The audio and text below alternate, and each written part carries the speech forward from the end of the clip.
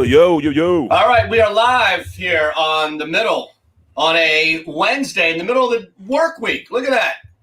We appreciate you spending some time with us over the next 2 hours. Sounding a little hollow there, bud.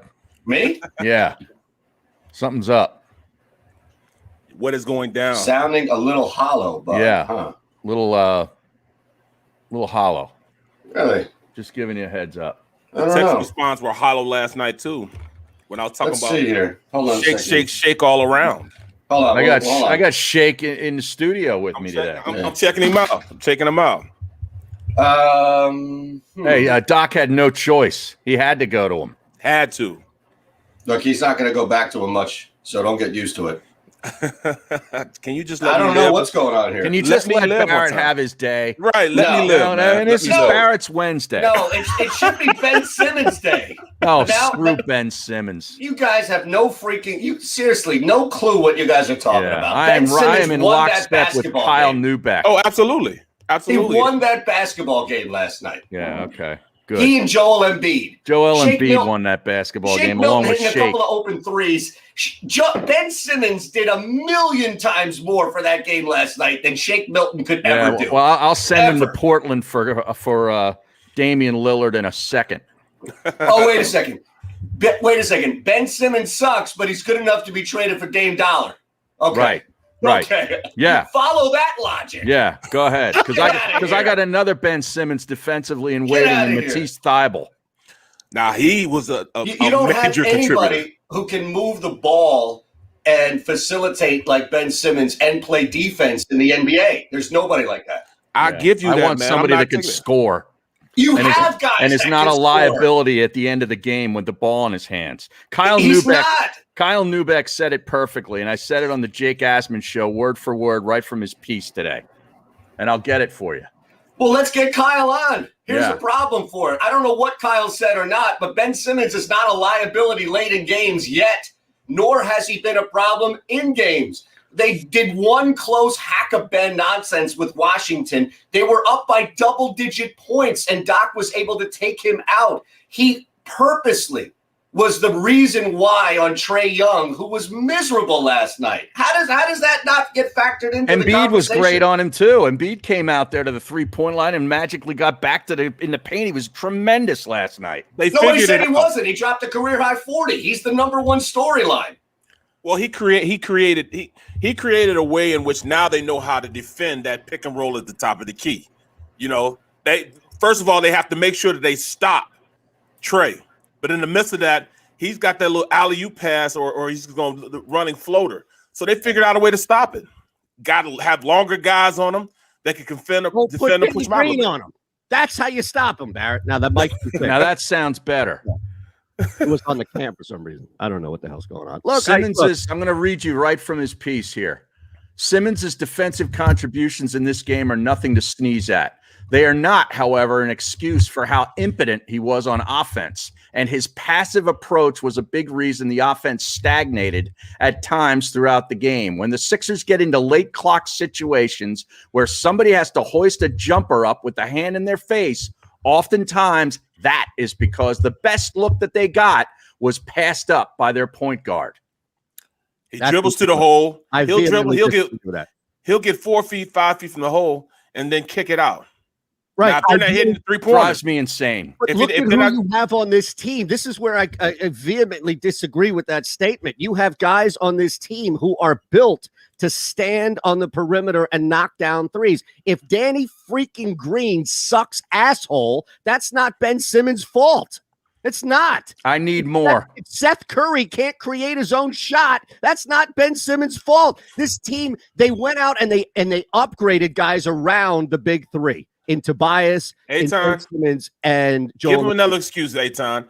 It's not Denny Green's. I mean, it's not Green's fault, and it's not whoever's shooting the jumper's fault. If you get a guy driving all the way to the cup, 4 or 5 feet away from it, and he can't hit a jumper. He's not taking that jumper, and that's how is that everybody else is falling in on the perimeter? Trae Young, he's working the ball out from the inside to Bogey to Kevin Huerter. That's how the game is. I'm tired of it.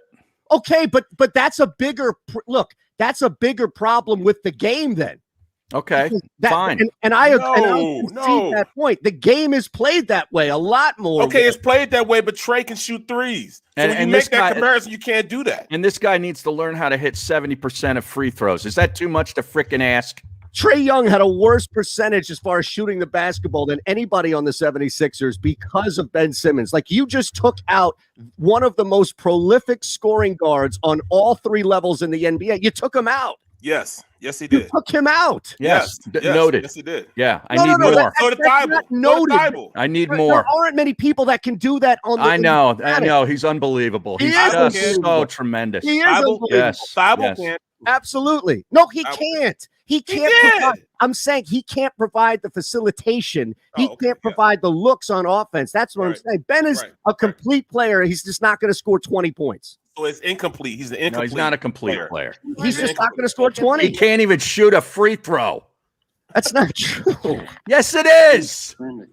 He does. He has no interest because he knows he's going to miss 70% of the time. It's unbelievable. He missed 70. He's not a 30% free throw shooter. He wasn't game one. Not in his career or in the playoffs. From the O'Reilly Auto Parts Studios, here's Eytan Shander, Barrett. They won. And Harry Mays. It's amazing. Only here in this city. Yep.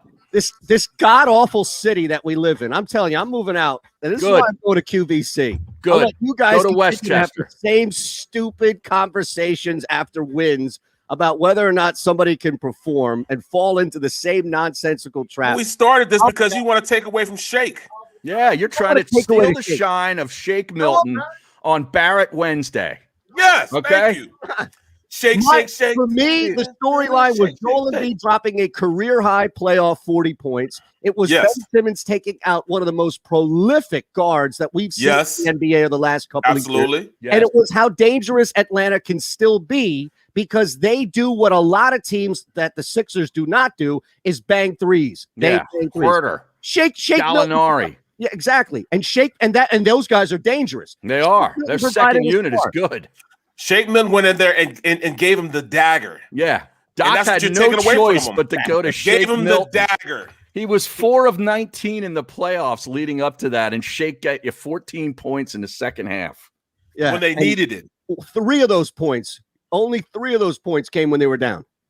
Okay, and outside of another 3 points, the other one of them. So they shouldn't have been down. 9 came when they were up double digits with bench guys out. Yes, that's what you do. You stick the dagger in them when they're down like that. Dagger was already in them. No, you just wasn't in them. Stabbed them. It wasn't in them. They were still trying to come back, but Shea came out and stopped all of that. They were up double digits when he hit his third. Exactly. So what did I say? What did I say yesterday? Yesterday I said they have to win it in convincing form for themselves to know, all right, we're the better team. They figured out they're the better team yesterday. They figured it out. And Shake applied the pressure, stabbed him at the end of the game, and that's why they won the game, man. They won the game because they gave him no hope. You got to get no hope. Over. Yeah, they also only committed 7 turnovers compared to 19 in game 1. And their perimeter defense, including Ben Simmons and Joel Embiid's help, limited Atlanta to just 11 threes. They had 20 in game 1. Huge. Doc deserves a pat on the back. Yeah.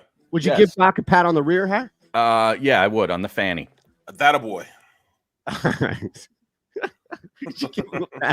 Does anybody still say fanny? Yes.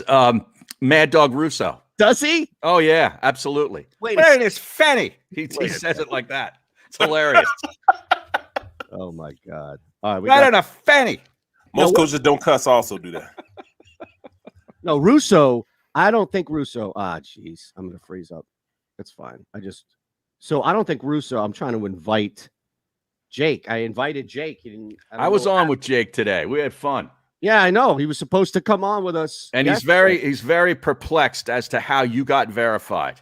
Well, very perplexed. I wanted to have him on here. We had a deep discussion. This is not a difficult thing. Like I'm concerned, man, between the Ben Simmons and the verification thing.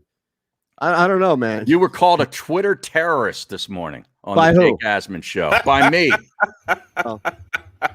Look, I said the world is upside down ever since 2020, and 2021 is no different. We have now seen a Twitter terrorist become verified. Look, they made Morpheus a deal he couldn't refuse in the Matrix. All right, everybody's got a price. That's right. All right? That's absolutely correct. Yep. All right, everybody's got a price. And once again, the second game of the night. Utah, Donovan man. Mitchell, man. Wow, he go off. Watch every second of that game. That was amazing. My eyes were trying to go to sleep and I couldn't, bro. 9-1 last night, and the one loss is that stupid WNBA game. And that was your sure shot. I know. That was your short That was shot. your lock of the night. I did all the research, Harry. I was all excited. I mined this stuff and everything. Oh, wow. What ready to get into it. websites? Where do you mine WNBA information? I'm not telling you. Oh, jeez. I'm not giving up my secrets, which clearly haven't worked because I've spent like hours looking at WNBA stuff before placing a bet. I'm 0-3. 0-3. Unbelievable. I thought this was supposed to be easier betting the WNBA. Me too. According to you. And you had us sold last night. That was like the lock of the night. Your WNBA pick. The big thing was that. Well, who was it? What was the pick? I missed Phoenix. it. Phoenix. Yeah, they were down. They were still down. Diana Taurasi. She's been injured for a bunch of games. They won 3 straight. They took on a team in Dallas who was really bad, but had like the game of their life, especially defensively. And you thought like there's no way they could play that game again. And it came out, and they were up like 20 in the first quarter. I hate to do it to Phoenix. What is their nickname? What's their Phoenix? Mercury. Mercury. Okay. Yeah, no, do it to me. I deserve I deserve it. But hold on. Hey, Harry, how'd you hit him yesterday, bro? Well, we only played 7 holes. Wow. Did you hit him? Yeah, we were 5 under through 7. This is the middle on the Sports Network. Wow, big news in Nashville. Presented by Rocket Mortgage. Live from the O'Reilly Auto Parts Studios. Here's Eytan Shander, Barrett Brooks, and Harry Mays. All right, well, it is a big day today overall. Wherever you are, wherever you stand, all right? We shouldn't be fighting as much, but we do have a couple of good things to look at. Now this series, I think we can probably all agree that the series is far from over. And unfortunately, this team has something still in them where they have that capability of playing down, especially on the road. And I'm not concerned, guys, about game 3 so much as I'm concerned about getting the win in game 3, riding this momentum, and then finding a way to lose game 4. And then it goes back to point. Like, look, Harry, Barrett, you guys can draw stuff. I'm not saying that, that it doesn't exist, that Ben Simmons doesn't take shots. And I think that you can look at the bench and look at Shake Milton's recent history and say that's going to be difficult to rely on game in and game out. The bench as a whole. And look, I am disappointed in Danny freaking Green. Me too. Being out there and playing a lot of minutes and not doing much. Yeah. Right. But this is the balance that I struggle with today, right? Ben Simmons, Shake Milton, all of that aside, we've got a really good team in front of us with a starting 5 that looks like, outside of maybe Brooklyn, can extend the lead on anybody. But there's a problem when guys start going to the bench. Mm-hmm. And that, unfortunately, opens up the door for Harry and Barrett's concerns about Ben Simmons later in games, because you shouldn't be in a tight game with the Atlanta Hawks if you got any productivity out of your bench in the first half. No, that's true. You're absolutely right about that. Maybe they were outscored 32-0 by that bench in the first half. I mean, that's hard to do. And you're going to expect tight games in the playoffs, whether it's against Atlanta, for a few games in this series. There's going to be another 1 or 2 coming. I know it. But especially the next round against Brooklyn. You're absolutely right, man. Because the bench came out. It's almost like they were shocked. They were unprepared for these guys. Like, all right, well, where did they come from? We were just ready for their starting 5, and that's it, bro. You got to, whoever has a hot hand, you got to go to the hot hand, stop them, and they just couldn't get to him. Horton, Gallinari, Gallinari. They could not stop them. They were just unconscious in the way they were shooting the ball. They were hitting everything, and that just comes with a team that. They built their team around perimeter shooters that hit in the corners. They tried to stretch their defense to stop Trae Young, but then it also opened them up to the corners. I was really glad that the MVP news came down just before the game last night because he was say what you want, that had to light a fire under his ass. Not that he needs it. He comes out ready to play. It's extra. Look, we all know Anthony Gilbert, and I had him on the iHeart show before the game last night around 7:00. I just wanted to get any last information I could about DeAndre Hunter, who I know he knows. But I brought that up, and look, Ant knows these guys well, and he said that exactly, Harry. That's why I bring him up. Okay, because he said that where it's like, these guys, they don't need any extra motivation, but when they get it, watch out. And I can tell you that from watch out. Yes, watch out for Embiid. Watch out for Simmons. I'm telling you, we need that guy to do a new video. We do. Sixes all around. Sixes all around. Run them down. Get him in the net. Run them around. Sixers. Oh, yeah, we got one now. All we need is to send his ass down to Atlanta in the parking lot, and he could do the video. And give him some beads, some red, white, and blue beads. Barrett? I'll meet you halfway. We can even put him in a Shake Milton jersey. How you like that? Get him some beads so he can be, rocking him. Not some M beads. No. What the girls in the background going to be saying? They can't go Eagles, so what are they going to be spelling out? CRS. Yes. CRS. No, but I mean, back to the point you make, Harry. This is it. Like, you take any little piece of extra motivation, and maybe like Barrett's played through stuff. He's played alongside guys who have played through stuff, and maybe it's a tweet from a fan, maybe it's a letter, maybe it's a text from a motivator, a high school coach, or maybe it's not winning. Maybe it's getting benched and telling, hey, Brooks, man, we're going to go with the younger guy, but we need you today to come off the bench and move around in the line here. And whatever it might be, it could be your own internal motivation, or it could be losing an award to a guy that you're better than. I think that's a great point, Harry, where it's hard for me to think that that's a coincidence.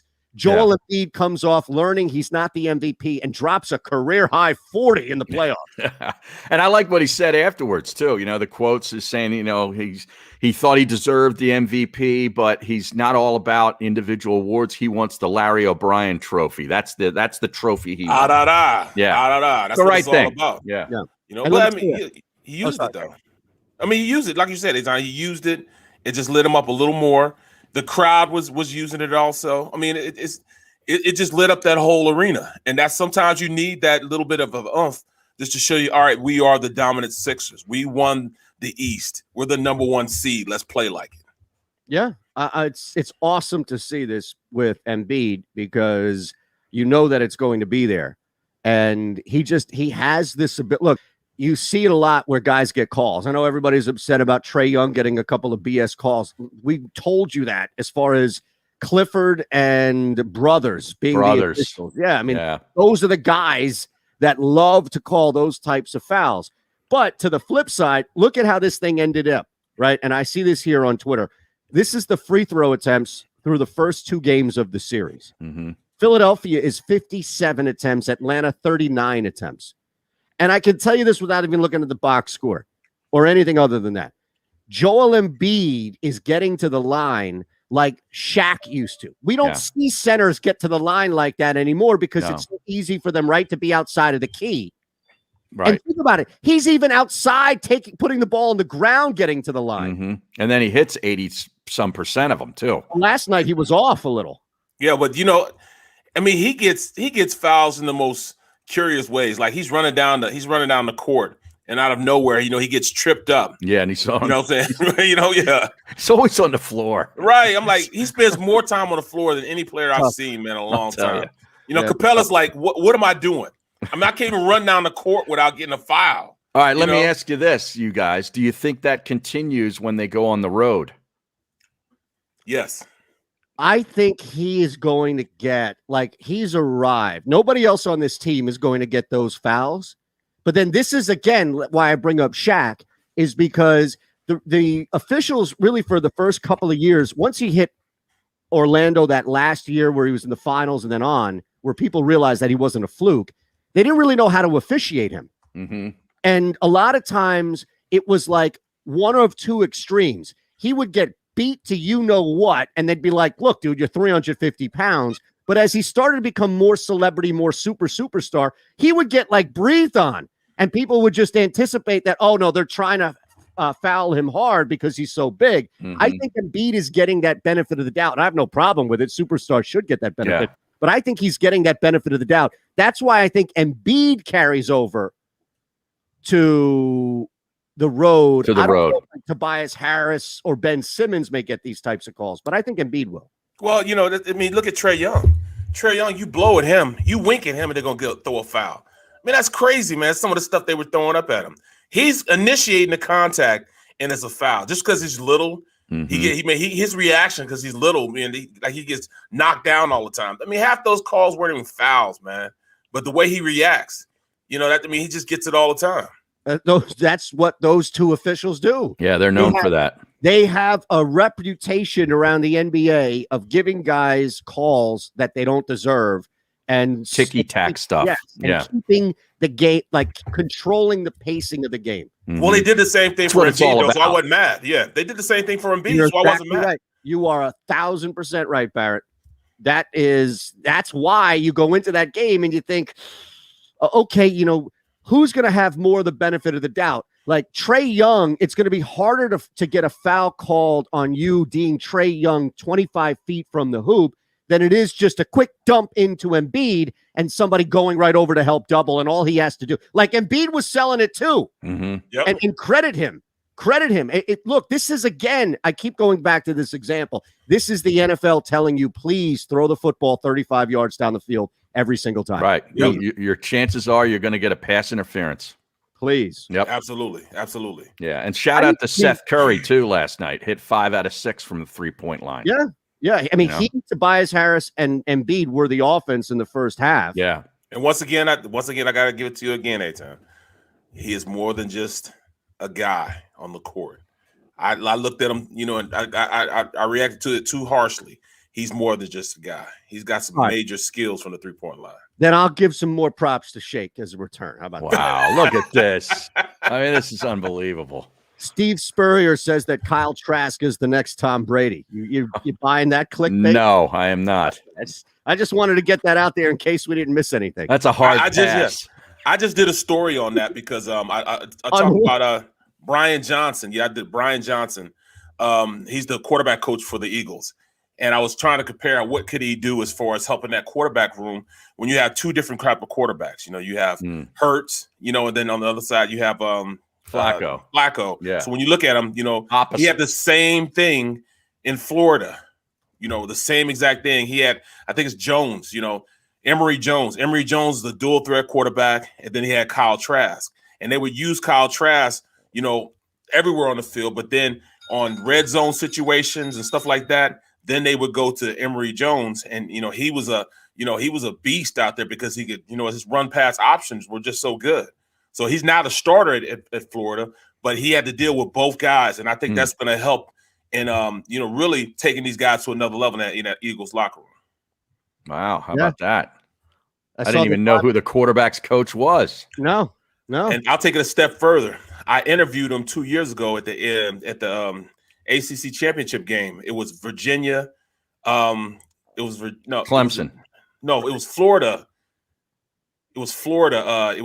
Would be Florida State. FSU. If it's the ACC. No, I did a Florida game. I'm sorry. Oh, it was a Florida game. I'm sorry, it was a Florida game. Yeah, SEC. It was a Florida game, and he had those guys going, man. I mean, going in that in the meeting rooms and how they, his command of the room. We sat down and watched film with him, and he was asking guys. He was just throwing questions at him. All right, you got cover 2 right there. This corner, he's going to squat on this route right here. What are you instantly looking for? And Emory Jones, you got to hit Pitts on the backside. He's going to be 1-on-1 since they're rolling the corners on the other side. Like rapid fire. I mean, rapid fire, man. Good. Great. I mean, great. I honestly, I think so. You have life in the air now. You have fresh breath of life in the air in this place, man. Who knows? I saw the linebackers coach looks like Zach Ertz. I thought it was Zach Ertz. Is he still on the team, Zach Ertz? I thought that maybe he took a buyout and like Brad Stevens failed upwards. I don't know what the hell happened, man. I don't. It's ridiculous. All right, we do have to talk about what's going on beyond that with the NFL. Do you see this now? The move to Germany. Yeah, I saw that this morning. Albert Breer, I believe. Yep, they are trying it. They are trying it, man. And is this going to be during Oktoberfest, right? Can you imagine that? Yes, that I think is wow. There's nothing like that in England that they're doing already, right? It's not like they're matching a football game with some major moment in London, right? Not that I know of. No. So this would be like having a football game the same weekend as Mardi Gras, right? That's exactly what I was thinking when you started bringing. I'm thinking Mardi Gras. Yeah. Oh wow! Can you imagine that? They already have it in London. They got it in Mexico. Mm-hmm. Wow. Now in Germany, when is it supposed to happen? 22. It looks like next year, next season. Okay. This is insane, man. The NFL keeps moving it. There is an interesting number too about the Sixers that I want to get to. All right. What the hell? We've got Jeff Parles today. Do we know this? Does he know this? I hope so. That's the question. I'll send the invite out. Just making sure. Also, as a reminder, we did try and track down Jake Asman. Let's see if he has the stones to show up and defend his assessments. All right. He was pretty harsh. He was harsh on you this morning. So I hear, and I did absolutely nothing to mitigate that harshness, right? You probably enabled it. Oh, I enabled it. I accelerated it. Now, did you promote the show, Harry? Did you tell Jake who's Jake on did a the fantastic job of that. So you mentioned all of your names. Yep, he does it. He's a pro. Okay. Let's see how much of a pro he is answering the bell. All right. We've put out the bat signal for Jake. We have some other things that we'll get to as well. Look, here's the deal. We're live and local, of course, from the Fritz and B and Cooley Law Studios. And a reminder, if you know someone who suffered a personal injury, contact Brian Fritz directly, a tough lawyer for a tough town. The Middle is sponsored by Pure Bull Beef Jerky. Get yours now. Go to steersnacks.com and leave us a like. Hit us up with a subscription here on the JAKIB Media YouTube page. You don't want to miss anything that we're doing across the board. All here, as we'll be back in 3 on The Middle. If you missed any of today's show on the JAKIB Media channel, listen to the podcast on your way home. Available on YouTube, Apple, and Spotify. The savoring taste of a good bag of beef jerky is so enjoyable at any time of the day, as long as you can find it. Here's what we suggest. Pure Bull Beef Jerky is our answer, and soon it will be yours. Locally produced in the Philadelphia region, this high-quality, healthy protein snack is easy to secure. Go to steersnacks.com, and you'll see hot garlic, tropical heat, Pure Bull dry rub, and our favorite, Huck and Fod. What's that? Huck and Fod. Go now to steersnacks.com. In the Wildwoods, our free beaches are spacious and welcoming with plenty of room to spread out. Your seat will be waiting for you when you're ready to visit. The Wildwoods, creating cherished family memories for generations. Attention women of South Jersey and the Delaware Valley. Sign up right now with Our Lady NRA instructor Nayara Andrzak, who will teach you gun safety as part of this 3-hour safety class, which is being held at Delaware Valley Sports Center in Philadelphia.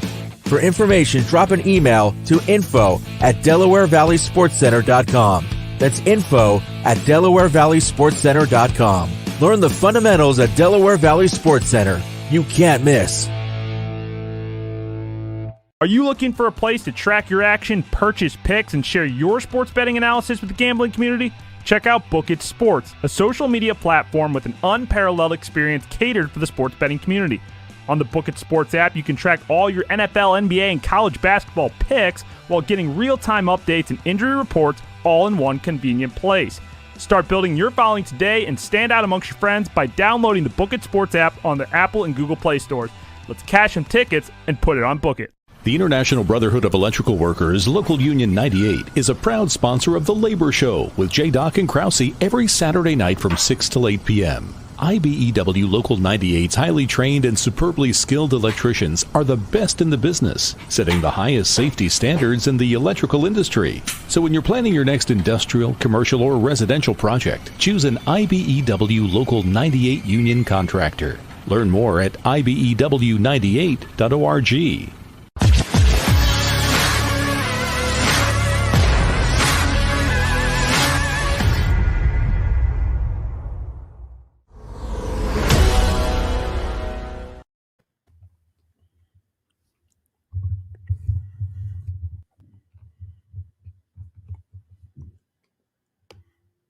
So what happened? You guys were rained out? Yeah, finally after 7 holes, they had to shut it down. There was just so much water. And there was lightning early, which we had a 2.5-hour delay before we even got started. And then once we got out there, 7 holes afterwards, it's just the sky opened up again.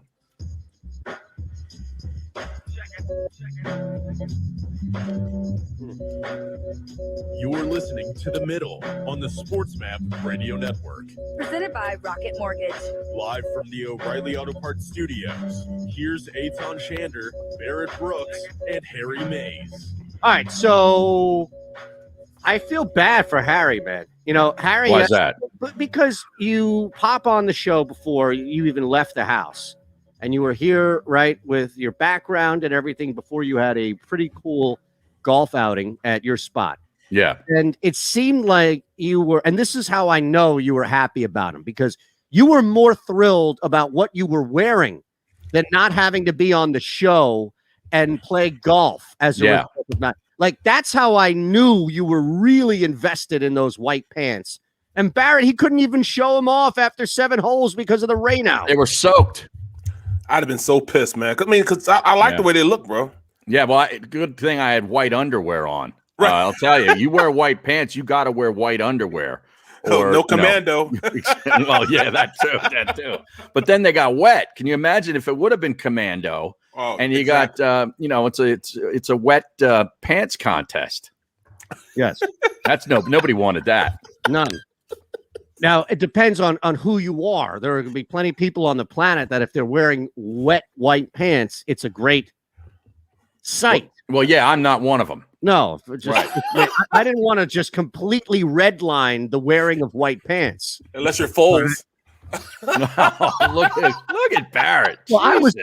I was going family show. Yeah, I mean, I was going like more of a tight white pants for maybe an attractive woman, depending on how you define attractive, right? Mm-hmm. But if you wanted to go Nick Foles in full frontal, then that's fine, Barrett.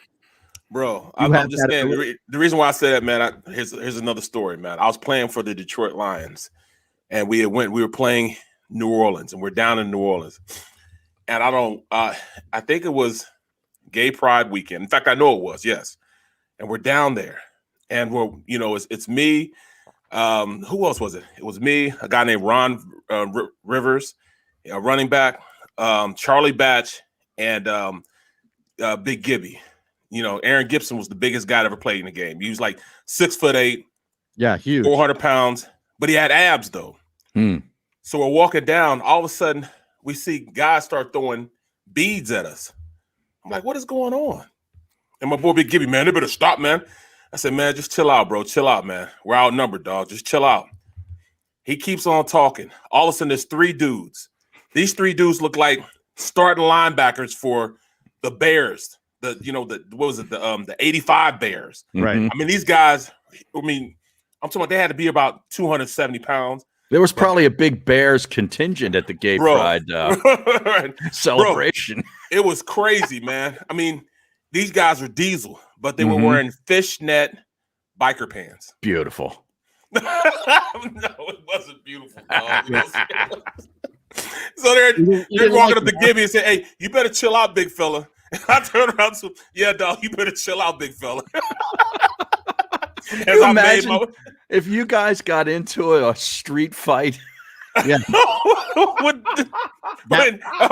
one of these dudes, man, you know what I'm saying? Twitter, mind you. Yes. And one of these dudes, man, he was, this dude was gifted, dog, and big. So he'd been fighting Big Gibby with those fishnet biker pants on. This is a visual that I cannot unsee, Barrett. Here I am, trying to give you props for your Shake Milton love, and you're going to leave me with this today. Yeah, seriously, man. This is Bro, how I'm just conflicting it is with Barrett right now. Wow. Same Bro. thing, make you laugh, make you cry. Right. Yeah. That's all I'm saying. Man. I'm just thinking about Big Gibby fighting, man. I'm just like, dude, you can't win with this, bro. You can't win in this fight, bro. You can't win. We all see it. Yeah. We all see it.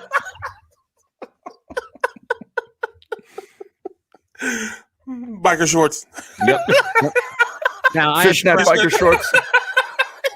I've tracked down a piece of audio, by the way, from Uh-oh. earlier, because Jake Asman won't show his face on this program today. Well, he's probably got it stuffed with a burrito at Chipotle right now. I don't know if you know, is Chipotle open? It's 10:30 in the morning over there. Is Chipotle even open? I'm sure they're open. I wouldn't give them too much credit. A lot of these places don't open until I guess 10:30. Yeah, 10:30 maybe. He's probably the first in line at the door. Right. He wants the freshest of the fresh guac. Yeah. They make fresh guac every day. So this is what we're fresh guacamole.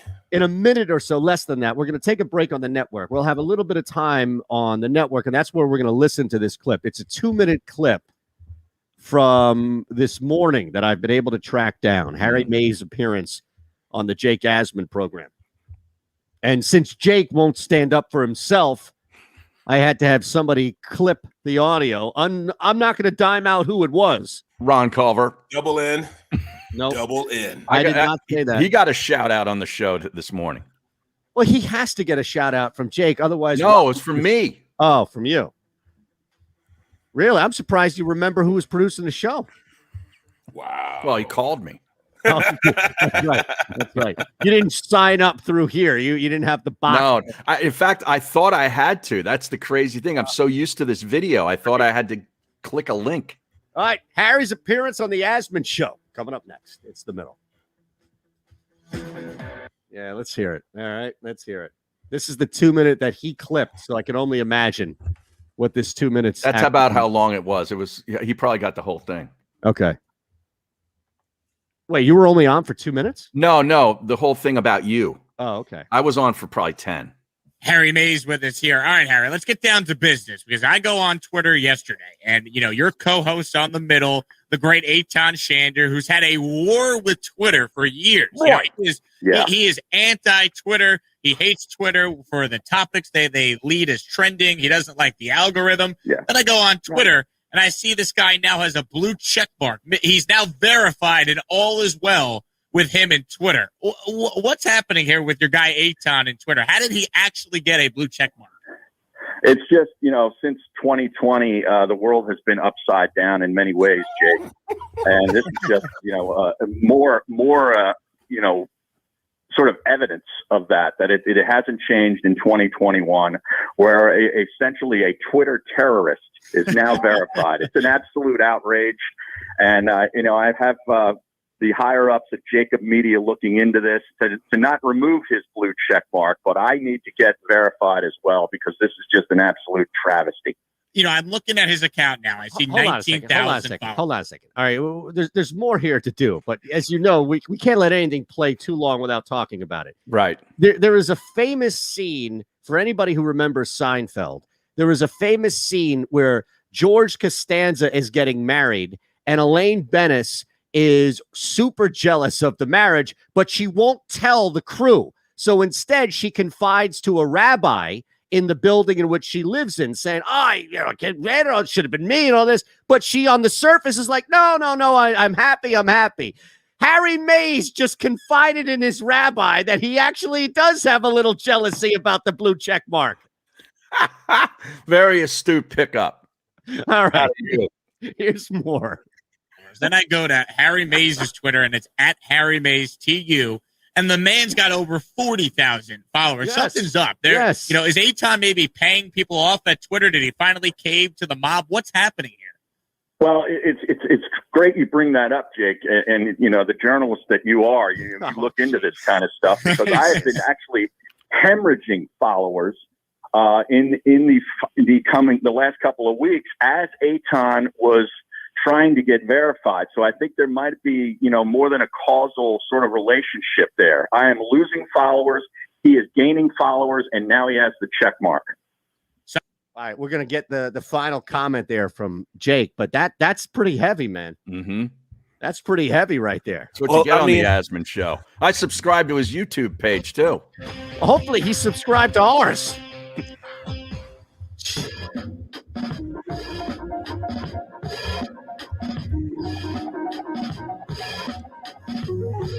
Something else about that I heard also. Okay, let's do it. This is The Minute on the SportsMap Radio Network. Presented by Rocket Mortgage. Live from the O'Reilly Auto Parts Studios. Here's Eytan Shander, Barrett Brooks, and Harry Mays. Yeah, we're live back now on SportsMap Radio. Still live across the board on the JAKIB Media YouTube page. And reminder to hit us with a like, to subscribe. You can hit that share button as well, and it'll take you to your social media vehicle of choice. And speaking of which, that was the topic this morning or a topic this morning on the Jake Asman program. I'm sure that he told you that you'd be talking, and I'm sure you did talk about other stuff, but we went through this, at least for the majority of it. There's still this final retort from Jake Asman, but Barrett heard something too. Yeah, I mean, it's funny, man, how you've been on a roll this past, week and a half during the time you were trying to get your blue check, and you've been on a roll, man. You made a bunch of money. And then I hear the topic, well, maybe he paid for followers, or maybe he paid for the blue check. I mean, is that a possibility? Nope. I mean, that's something I need to think about, because I've tried it before when Twitter shut down. Well, here's why. Because, I don't know, what are they called now? Odyssey, CBS Odyssey Radio? Yeah. Okay, Odyssey. Yeah. Odyssey had this big push where they got all of their guys. Like we had, James Seltzer, who was a producer with us at the Fanatic, and Jack Fritz, who was an intern with us at the Fanatic, and then these guys go on. They're doing great things over there, but all of them got verified. Everybody who worked there got verified under this umbrella, and at that point, you could cut a check to Twitter as an entity and pay for your community to be verified. So I tried to do that when we were at still the Fanatic. Harry remembers. Yep. And it didn't work. It didn't work. Don't you think I would have cut a check by now for that check mark? Yeah, but I mean, he did try to do that. I mean, that's I can verify that. Wow. Okay. Yeah. All right. I thought, but he was trying to get the corporate, the company to pay for it. Right. As they should. They should. Exactly. Now, look, we'll see, because I think that Xander Kraus, our EP here, pretty much of the entire JAKIB Media YouTube channel, has a pretty good idea of how we can get in. All right. Now, I have another email here. We have 2 promos, and I can't even imagine what these are going to sound like, right?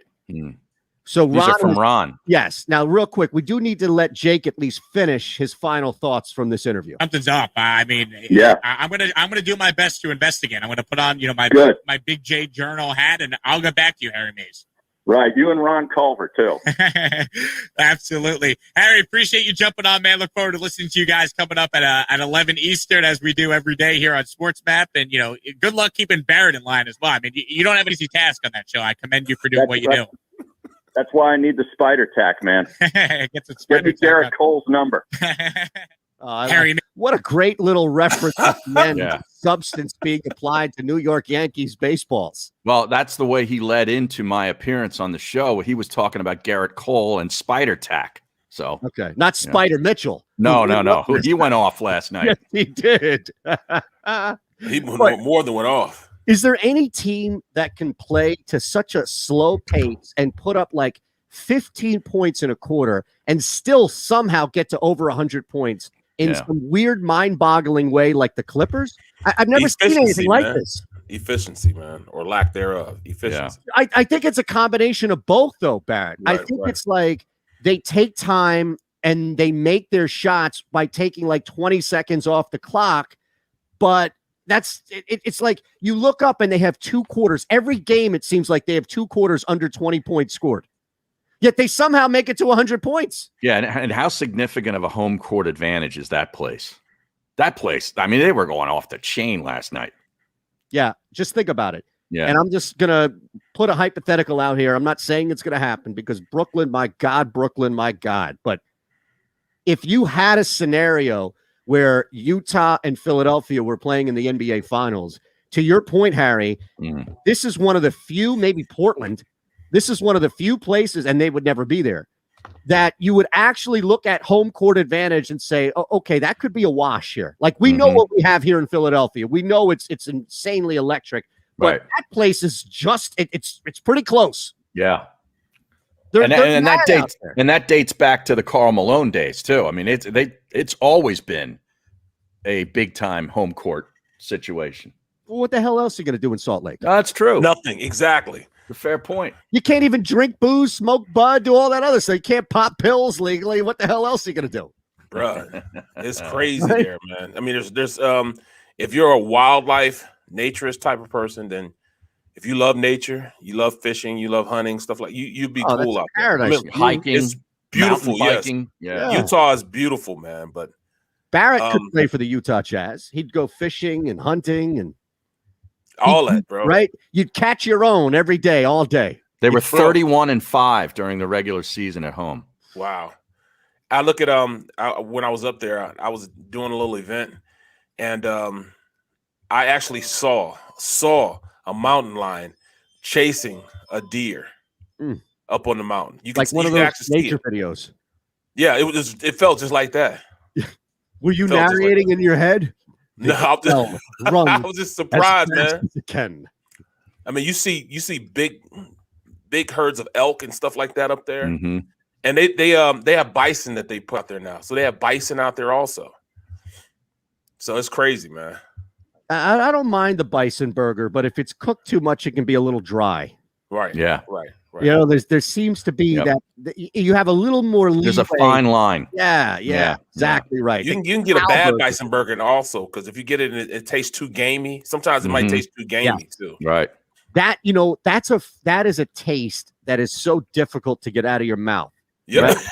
Because the next time you eat a bison burger or an ostrich burger or anything that might taste gamey, I'm not eating an ostrich burger. Bro, ostrich was pretty good, man. I know, but I don't know. I just can't get past it. I had to do that, man. When I was it's like cicadas. Every 17 years, people eat cicadas. They're like a delicacy to some people. Do they dip them in chocolate? I think you can. Yeah, there's all kinds of recipes I found. I saw a cicada cheesesteak. A cheesesteak they put cicadas in. Yeah. Hey, look, I'd rather have cicadas in my cheesesteak than mayo. Oh, you're so out of line. Right.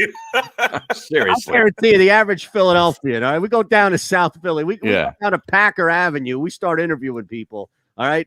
Next time I go down to the restaurant there, 13th and Pack, I'm going to ask some people around there, would you rather have, all right, would you rather have cicadas or would you rather have mayo? All right. Now, can we hear these promos? Ron, I know you sent them to me, so I'm going to forward them on over to the powers that be here at the JAKIB Media YouTube channel. But are you able to play these promos on your end? Just because you should be involved in this process. You made them. Yeah, of course I can play them. Why? All right. Well, let's go. Let's start with your favorite. My favorite? Well, hold on there. We should do them in chronological order. Fair enough. Fair enough. Because I don't play favorites. We're like kids. Can't really play. Wait a second. Kids, right? Do we need to break out Barrett, Mays, or Eytan to really see who your favorite kid is on this program? Right. Well, there's only one kid on the program. Me? I would have to point my finger at you. Yeah. Well, what about Barrett? Like, he's not a kid. He's a kid at heart. Yeah, but he's that kid going off to college.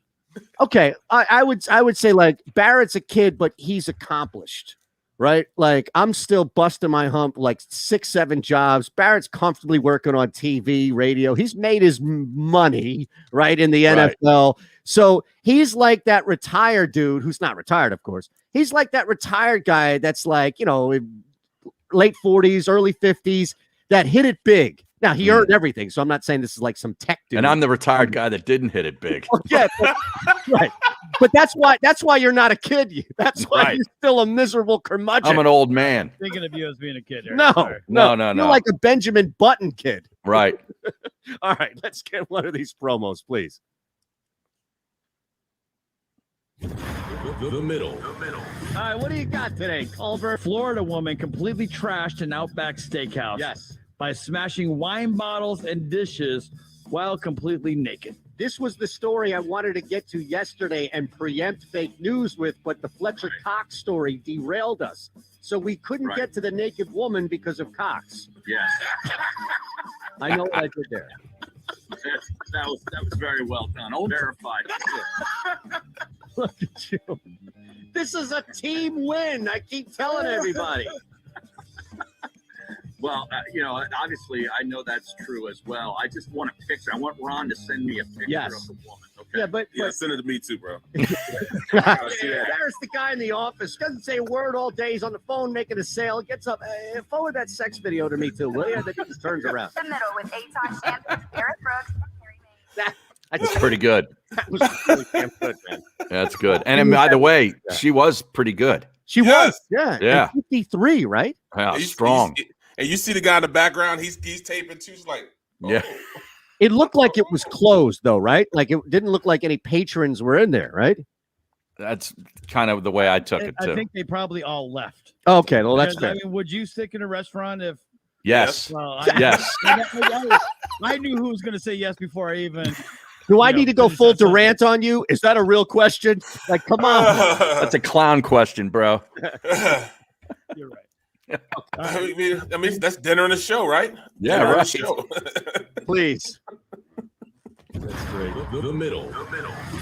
I was really glad that the MVP news came down Yeah. just before the game last night because Yes, he was I say best. what you want, Today? that had to light a fire under his ass. Not that he needs it. But when they get it, watch out. And I can Yeah. tell you that from him and others. Watch out. Yes. Watch out for Embiid. Watch out for Simmons. I'm telling you, we need that guy to do a new video. We do. Sixers all around. Sixers all around. Run them down. Get him in the net. Run them around. Sixers. Oh, yeah, we got one now. All we need is to send his ass down to Atlanta in the parking lot, and he can do the video. You can even put him in a Shake Milton jersey. How you like that? Get him some beads, so he can pop in. Not some M beads. The middle with Eytan Shander. Somewhere in San Francisco, Jack is saying, wait a second, we verified that guy? Right. Can they just take your check away by I mistake? think they can. Like, oh, man, we made a mistake. Sorry. It Well, was what if they another do an audit and be like, oh, How we did gave this guy what? track? Yeah. Look, even more proof positive that this thing is all a computer. All right. Jack is a computer. That's all it is, man. All right. It's like when you go in at the end of the movie and it's like the heroes bust into that final room atop the big building where the enemy lives, and it's like a computer. What? We've been fighting this computer the whole time. I thought it was a human being. They have no idea what's going on, man. That reminds me of The Wiz. Yes, exactly. Yes. Exactly. That's it. Same- Except same instead of premise. a small little dude walking behind the curtain, Right. it's going to be a computer. Right. You go through the curtain and you're like, all right, where is he? And Jack is just an actor. Exactly. Yeah. Right. You know what, Harry? I tell you. And look, and look, if anybody wants to know what happened to me via Twitter, then I would go back and watch episode 2 of the first season, of Black Mirror. All I right. knew it was going to be a Black Mirror deal. Yep. Go back and watch 15 Million Merits, it's called, where everybody's riding on a bike. All right.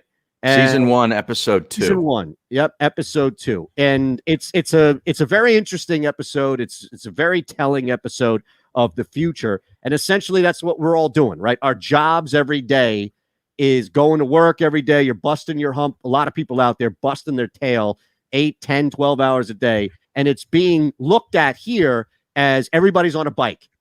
So that's what you do. It's your decision.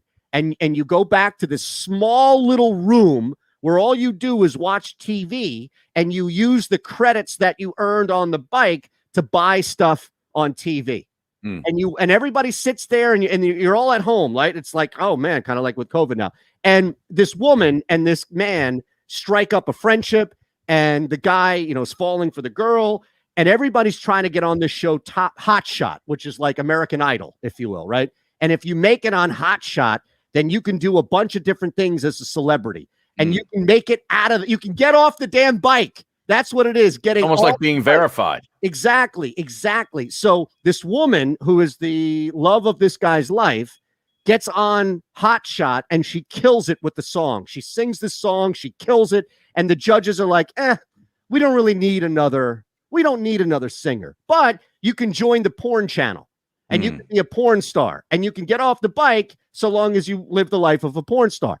And she accepts it, and this guy goes mad. He goes absolutely crazy, right? So he spends all of the credits that his brother left him before he died and works on a breakdancing routine for like 6 months. Finally pays the money to get on the show, does this breakdancing routine, and then flat in the middle of it stops and says, this is all nonsense. It's all a lie. It's all BS. You're being lied to in front of the entire audience, right? Trying to pull them away from Hot Shot and all this other stuff. And how does it end? In typical Black Mirror fashion, it ends with him looking at the camera, giving this long soliloquy about what's wrong with society and what's wrong with Hot Shot and everything else. And it stops, and he ends his recording, and he sits back in his beautiful new apartment that he's in, and he says, stay tuned, I'll be back next week. They made him a channel, so he's part of the machine. Wow. They brought him in as part of the machine. That's what Twitter did to me. I'm part of it. That's what they did to you. Yeah. All right. What a story. There it is. Man. Long story long. I want to go watch it. It's a really good episode. All right. And we're back at 3. It's the middle. If you missed any of today's show on the JAKIB Media channel, listen to the podcast on your way home. Available on YouTube, Apple, and Spotify.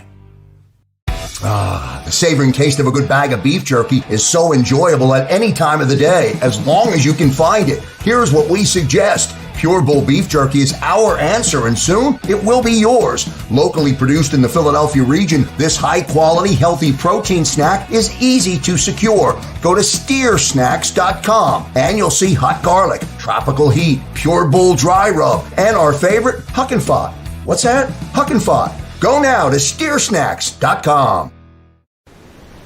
In the Wildwoods, our free beaches are spacious and welcoming with plenty of room to spread out. Your seat will be waiting for you when you're ready to visit. The Wildwoods, creating cherished family memories for generations.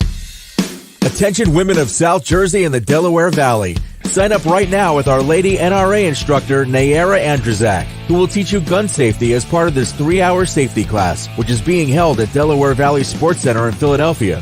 For information, drop an email to info@DelawareValleySportsCenter.com. That's info@DelawareValleySportsCenter.com. Learn the fundamentals at Delaware Valley Sports Center. You can't miss.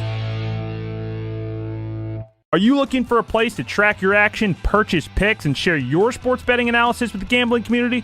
Check out JAKIB Sports, a social media platform with an unparalleled experience catered for the sports betting community.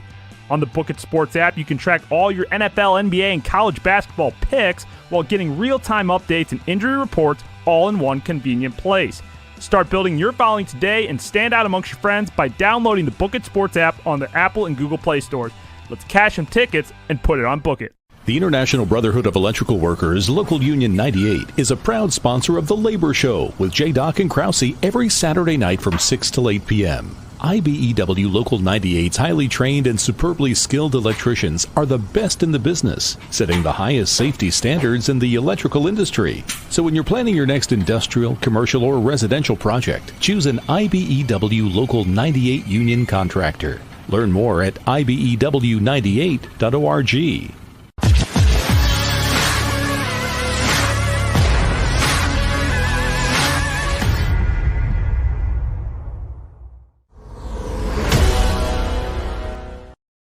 All right, so I know you guys know at least one, if not both, of the stars in that episode. The woman who is the co-star of it is the youngest daughter on that show, Harry, Downton Abbey. Yeah. Abby. Jessica Brown Finley is her name. Okay. Yeah. So she's 31 now. She must have been, I don't know, mid-20s, late or early 20s. Early 20s. Right. Yeah. And if anybody's seen, I think the most famous thing he's done is Get Out. If anybody's seen Jordan Peele's Get Out, Yeah, I saw it. Daniel Kaluuya is the star. Okay. Get Out. And he's been in a bunch of other stuff as well. So he as well. All right. So we're back coming up.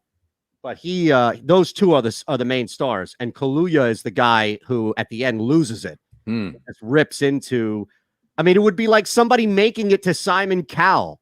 And instead of singing a song saying, you're a fraud, this is all ridiculous, we're all stuck, and then Fox giving him his own show, which rips all of the stuff that they air. Tell you, man, it's worth your time. I remember it, man. I remember it now. Did you see Black Mirror? Yeah. Oh, okay. I was talking like you didn't see it. I'm sorry, Barrett. I apologize. Yeah, I saw it. I would have brought you in now but you know exactly the episode I'm talking about. Yep. It's a scary episode because it's so easy to see. If you just replace the bike with life, like work, yep, we're living that life. Right. We're here. Like everybody goes home, they sit in front of the television. Now, especially after the pandemic, you can buy stuff right there, right from your TV or your phone and all. You don't have to leave. And think about how often somebody who is looked at as like anti-establishment gets wrapped up inside the establishment and then given an avenue by the establishment to provide how anti-establishment they are. Yep. I mean, he's like, all right, we're going to use you to just strengthen what we know we already are, but we're just going to use you as that sense of, all right, we're going to give you a platform, and you're going to take this platform and bust us up about it, but it's still going to bring people to you, which is going to bring people to us. Yeah. It's crazy how that went. Yeah. She was Lady Sybil Crawley in Downton Abbey. Good character. Yeah, and both were really strong in that episode. Now, I was told there is a new, because you know me, like the final, I don't know if you saw it, those final 3 episodes that they did before. I think the show's on a pretty big hiatus right now, if not done. They did 3 recent ones, and one was all about Twitter. And it's look, a lot of it is interesting as far as this guy kidnaps did you see that, Barrett? What's that? The 3 most recent ones. One had Anthony Mackie. All right, so real quick, the 3 ones were reboots for the people who haven't seen them. And no, Ryan, Harry didn't break 100 yesterday because he only played 7 holes. Correct. So, exactly. Now, here's the thing. There are 3 episodes, and they're kind of like reboots. So if you've never seen Black Mirror and you think, am I going to like the show or not? I'd say actually watch the most recent 3 episodes and then go back and start episode 1, season 1. But here's what I would say. Those 3 episodes, Anthony Mackie, this one was fascinating. And it was completely different than anything they've ever done. Anthony Mackie and his buddy were playing this virtual reality game where you put on like you put a chip in and you become that fighter. So it's not just like a virtual reality helmet. It's like you put a chip, like a little thing on your lobe, and it transports your body into the game. And what they were doing is Anthony Mackie was fighting as one guy, and his buddy was fighting as this woman, like Chun-Li, if anybody remembers Street Fighter, right? And it's bizarre, but it was actually a pretty interesting episode because they were each other, but they were in different bodies. They developed this sexual relationship on the virtual reality fighting platform that didn't obviously transfer into real life. Wow. And it was this crazy just statement on it. The second one was Twitter, and the third one was Miley Cyrus, who was really good in it, but it was just a reboot of previous episodes, basically. Show kind of twists your brain a little bit, doesn't it? It's meant to, though. Yeah, I know. Right. It's meant to. Almost like the surrogate. Yeah, I mean, a lot of that is like looking at a very realistic yet desolate future. And where we always blame technology, I think Black Mirror makes a really good statement on it's not technology, it's how we misuse the technology that gets us into this. I tell you, one of the best ones that I've ever seen on there is called White Bear. And it is a scary and just like shivering take on everybody needing to do this. Film, right? Everybody films everything. Nobody does anything anymore. They just sit there and film. Right. So they're breaking it up. Right. They just want to film it. Nobody could be witnessing a murder, and they're just going to sit there and film it rather than try to help somebody. Have you seen that episode, White Bear, Barrett? No. All See, right. I only watched that one episode of it because you were talking about it, and I watched. That happened to be the episode I saw. Look, I'm going to spoil it for people who haven't seen it, but I would just go ahead and see it, man. It is. I don't even know how to explain it with doing it justice. You see this woman wake up in a house. She has no idea how she got there. She has no idea what's going on.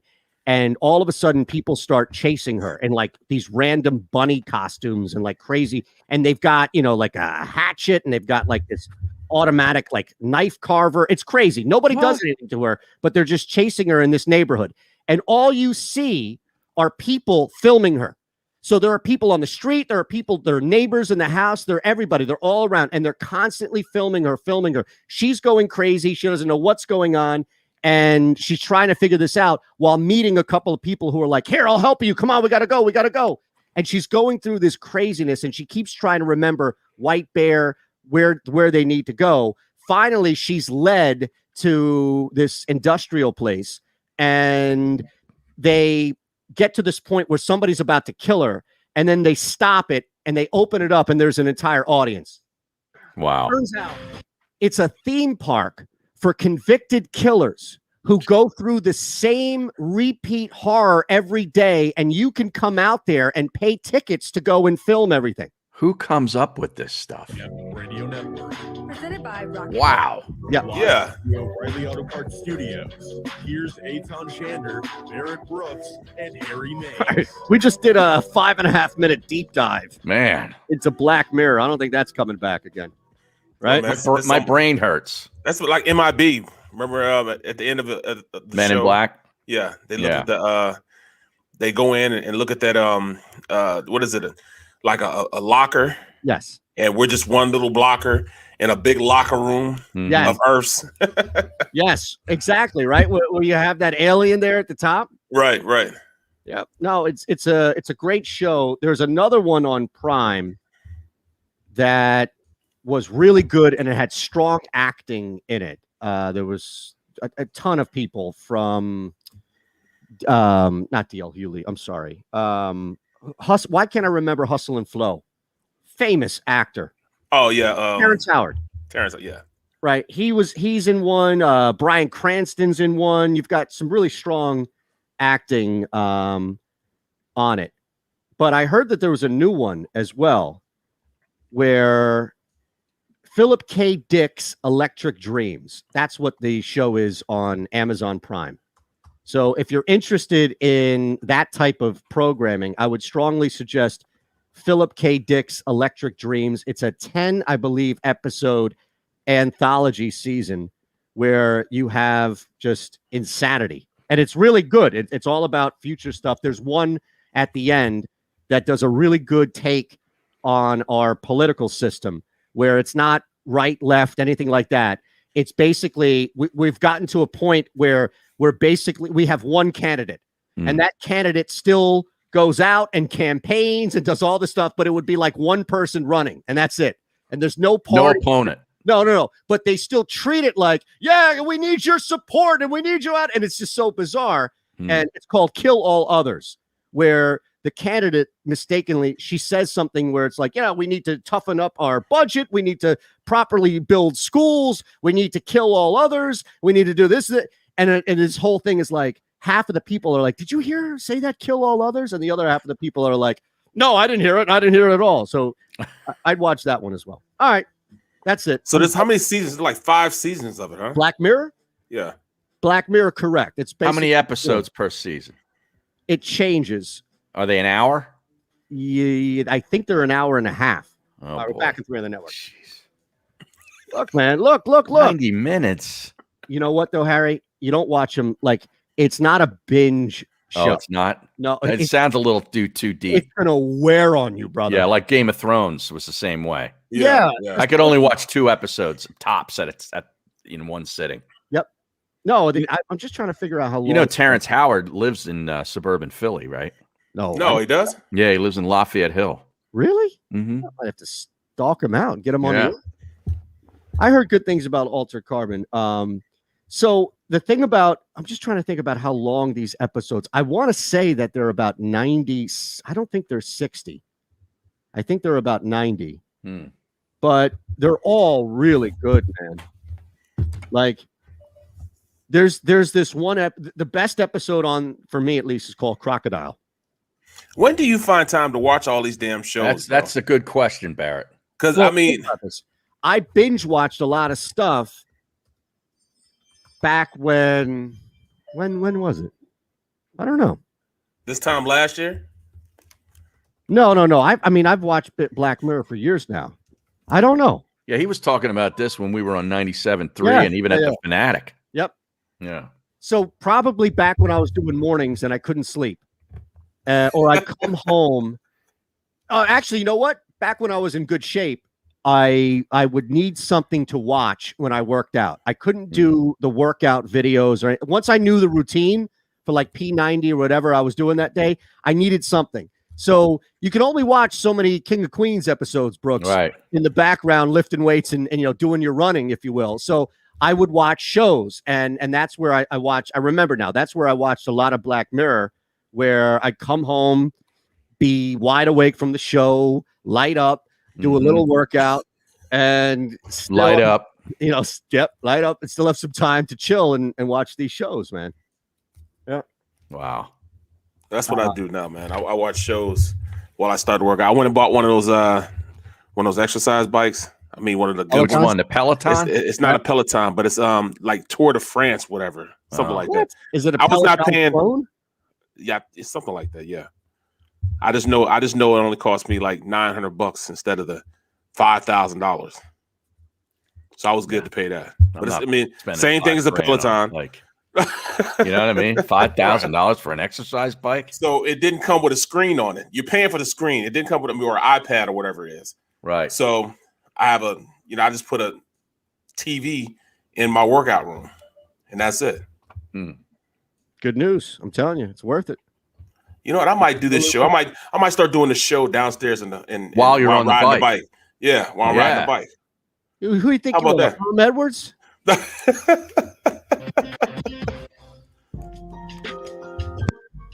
Like Brett Brown. Didn't Brett Brown call in a few times while he was running? All the time. This is The Middle on the Sports Map Radio Network. Presented by Rocket Mortgage. Live from the O'Reilly Auto Parts Studios. Here's Eytan Shander, Barrett Brooks, and Harry Mays. All right, I'll leave you with this. It looks like there's a new show called Solos that's out on Prime that's in this same family as Black Mirror and Dick's Electric Dreams. That's Philip K. Dick to you out there. Electric Dreams. So it looks like Solos is kind of that. But I would say if you want to watch 2 episodes, like I'm going to leave you with this, okay? I'm going to give you 1 episode that's must watch on Black Mirror. I'm going to give you 1 episode that's must watch on Electric Dreams. And then we can talk about the NFL in Germany. We can talk about Steph Curry. We can talk about anything else going on here. All right. The one that I would strongly suggest you watch, and look, these shows are anthologies, so you don't need to start from one to. Oh, they don't go together. No. Oh, all right. Well, that's key. Yeah, absolutely, Harry. You can dabble, you can maneuver around, you can navigate. Even season to season. Correct. Okay. There is one episode called Black Museum that is the end of season 4 that has homages to other episodes. But it's not like you need to know what happened in those other episodes. It's just like, oh, that's cool. It's an Easter egg. Okay. We call them, right? But no, you don't need to know anything. The one episode I would watch on, and I'll be brief here, I promise. The one episode I'd watch on Black Mirror is called Crocodile. Harry, I've told you this multiple times about this episode. It focuses around this piece of technology that's called a recaller that's used by insurance agencies to make sure that claims are real. So if you go, an insurance claim adjuster will come to your house and say, okay, Barrett Brooks, you were in a car accident. I need you to tell me what happened. Instead of them just taking your word for it like they do now and all these other things, pictures and stuff, they put this thing on your head and they ask you to remember what happened. And it shows up on a screen your memory shows up on a screen. Well, it just so happens that through circumstance, one of the women interviewed on a recent accident, witness to an accident, was a murderer like many, many years ago. And she's trying to forget that she murdered this person while being interviewed with the recaller because she knows it's going to show up on the recall. Wow. Right? Turns out it does. And she goes on a murderous rampage, and they catch her at the end because, check this out, it's ridiculous. They catch her at the end. She goes in and she kills a bunch of people, including a child, like it's horrific.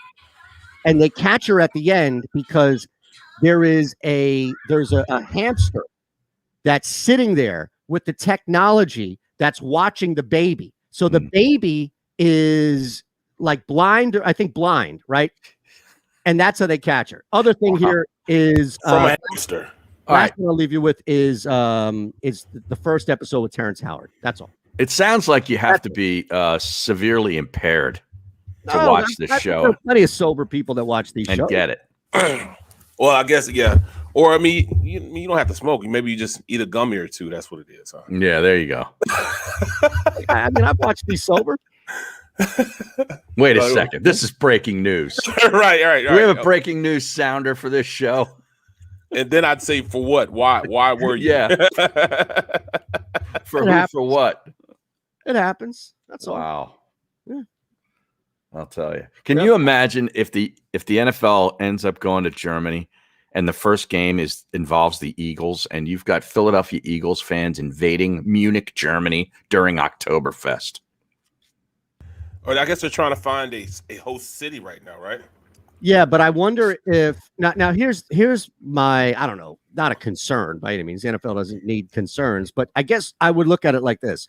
How much of the NFL anchoring what they're doing with putting this game on during Oktoberfest is to make sure that it's kind of like a built-in success, right? You kind of can't fail if you're doing this during Oktoberfest. Well, that's the only time. I mean, that's the time to go to Germany, right? I mean, it's an excuse to otherwise, go somewhere that you might want to go.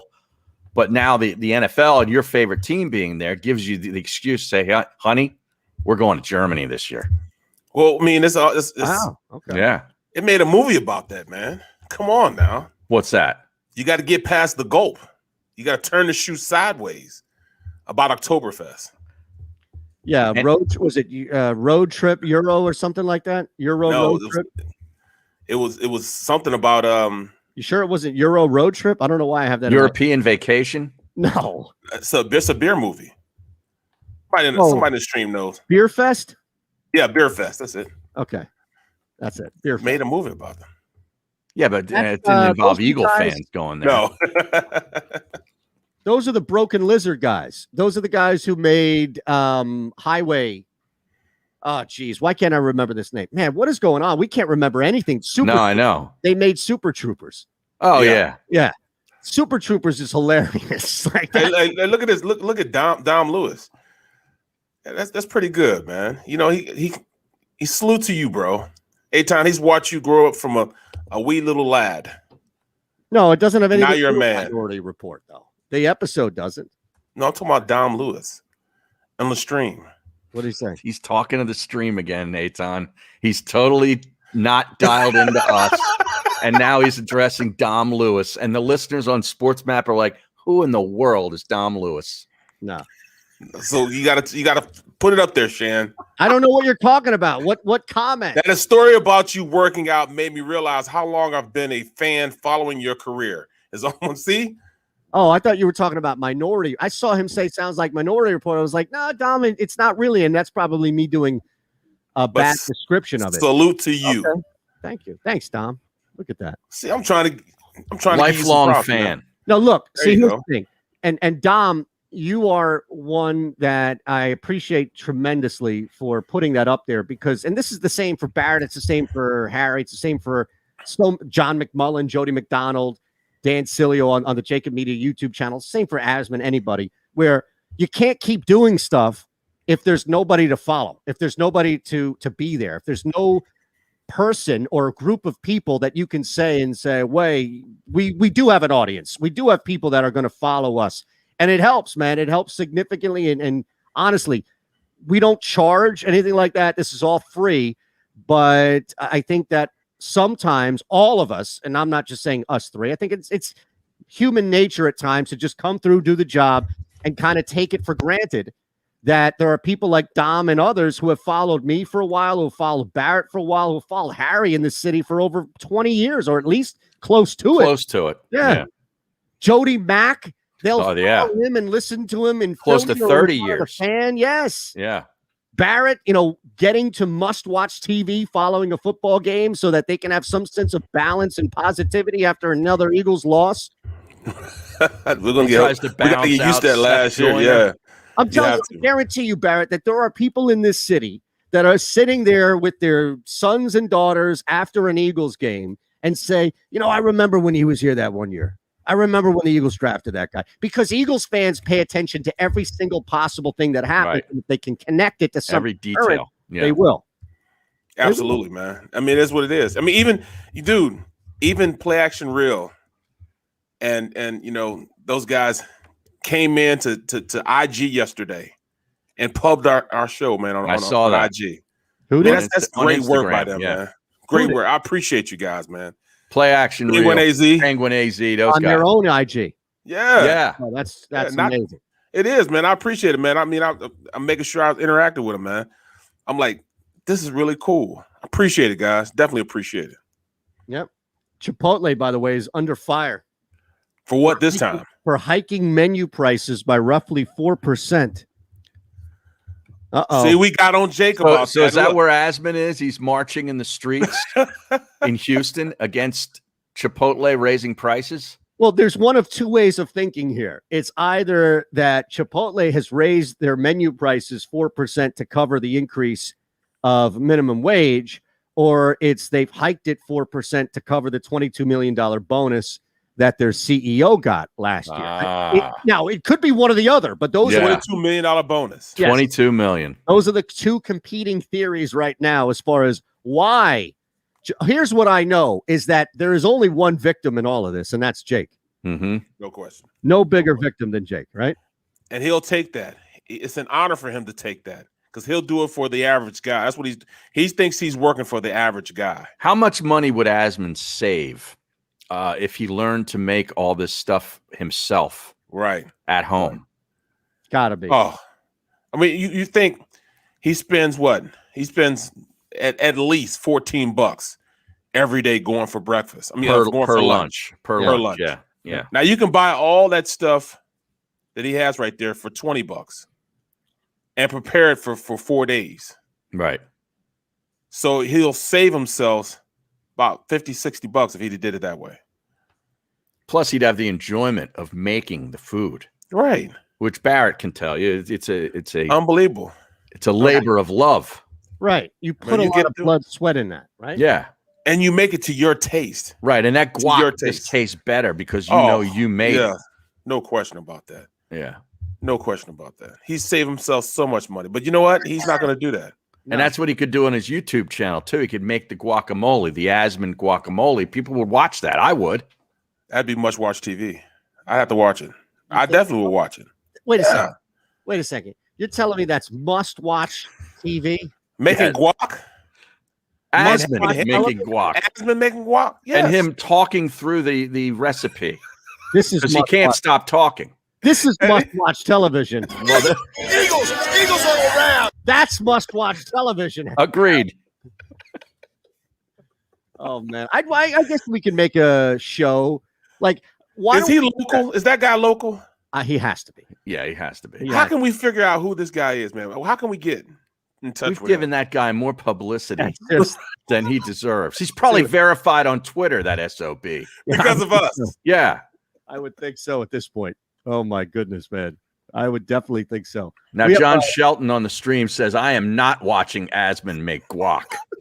But can you imagine his presentation, how he's talking about it? I know. Now, if they were doing this, I'd do it this way. And this is why I'm going to do it.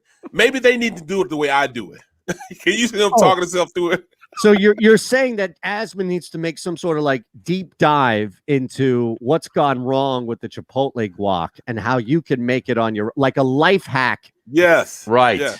Okay. Yes. Instead of just being a hack, it could be a life hack. Correct. Yes. Now this is how I would do it, and maybe they need to take notes on how I do it so it'll make it theirs better. Mm-hmm. Now he'd be comparing his to theirs. How long you could do a blind taste test with Ron Culver. Yep. Boy, I'm almost afraid to look if that guy is real and on Twitter and verified, because at that point, Harry might just walk off the set. Right. I am done. I've had enough of this. Yeah, I'm officially retiring. I am out. Unbelievable, man. All right, we got to hear some more from Joel Embiid, and Jeff Parles is going to join us as well. We'll take a quick one on the network. It's the middle. Philly Voice, or pardon me, JAKIB Media YouTube page. Stay tuned for that. The JAKIB Media YouTube page, I know, as well as you know, sponsored by Pure Bull Beef Jerky. Get yours now. Go to steersnacks.com. We're live and local from the Fritz and B. and Cooley Law Studio. If you know someone who suffered a personal injury, contact Brian Fritz directly. Tough lawyer for a tough town. It is the middle. All right, here's some more Embiid.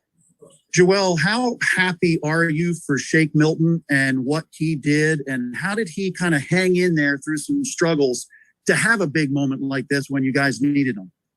I mean, for some reason I felt like he was going to be needed. So before the game, I told him that he should to get ready. But I love all these guys, and he's one of them, and I believe in all of them because I want to win it all, and I'm gonna need them to do so. So, I'm extremely happy for him. But series is only 1-1. There's nothing to really be happy about. You just gotta, try to go over there and win both and take one at a time.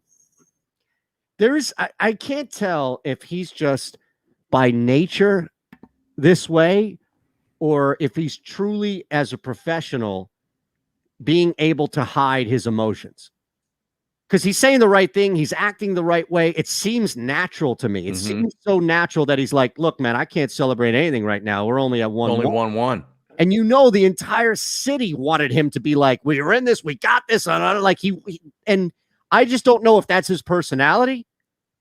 Yeah, I think it is what it is. He's very measured in that way, but yet he's such an emotional player. It's sort of like counterintuitive. You'd think that he wouldn't be so measured in his comments, right?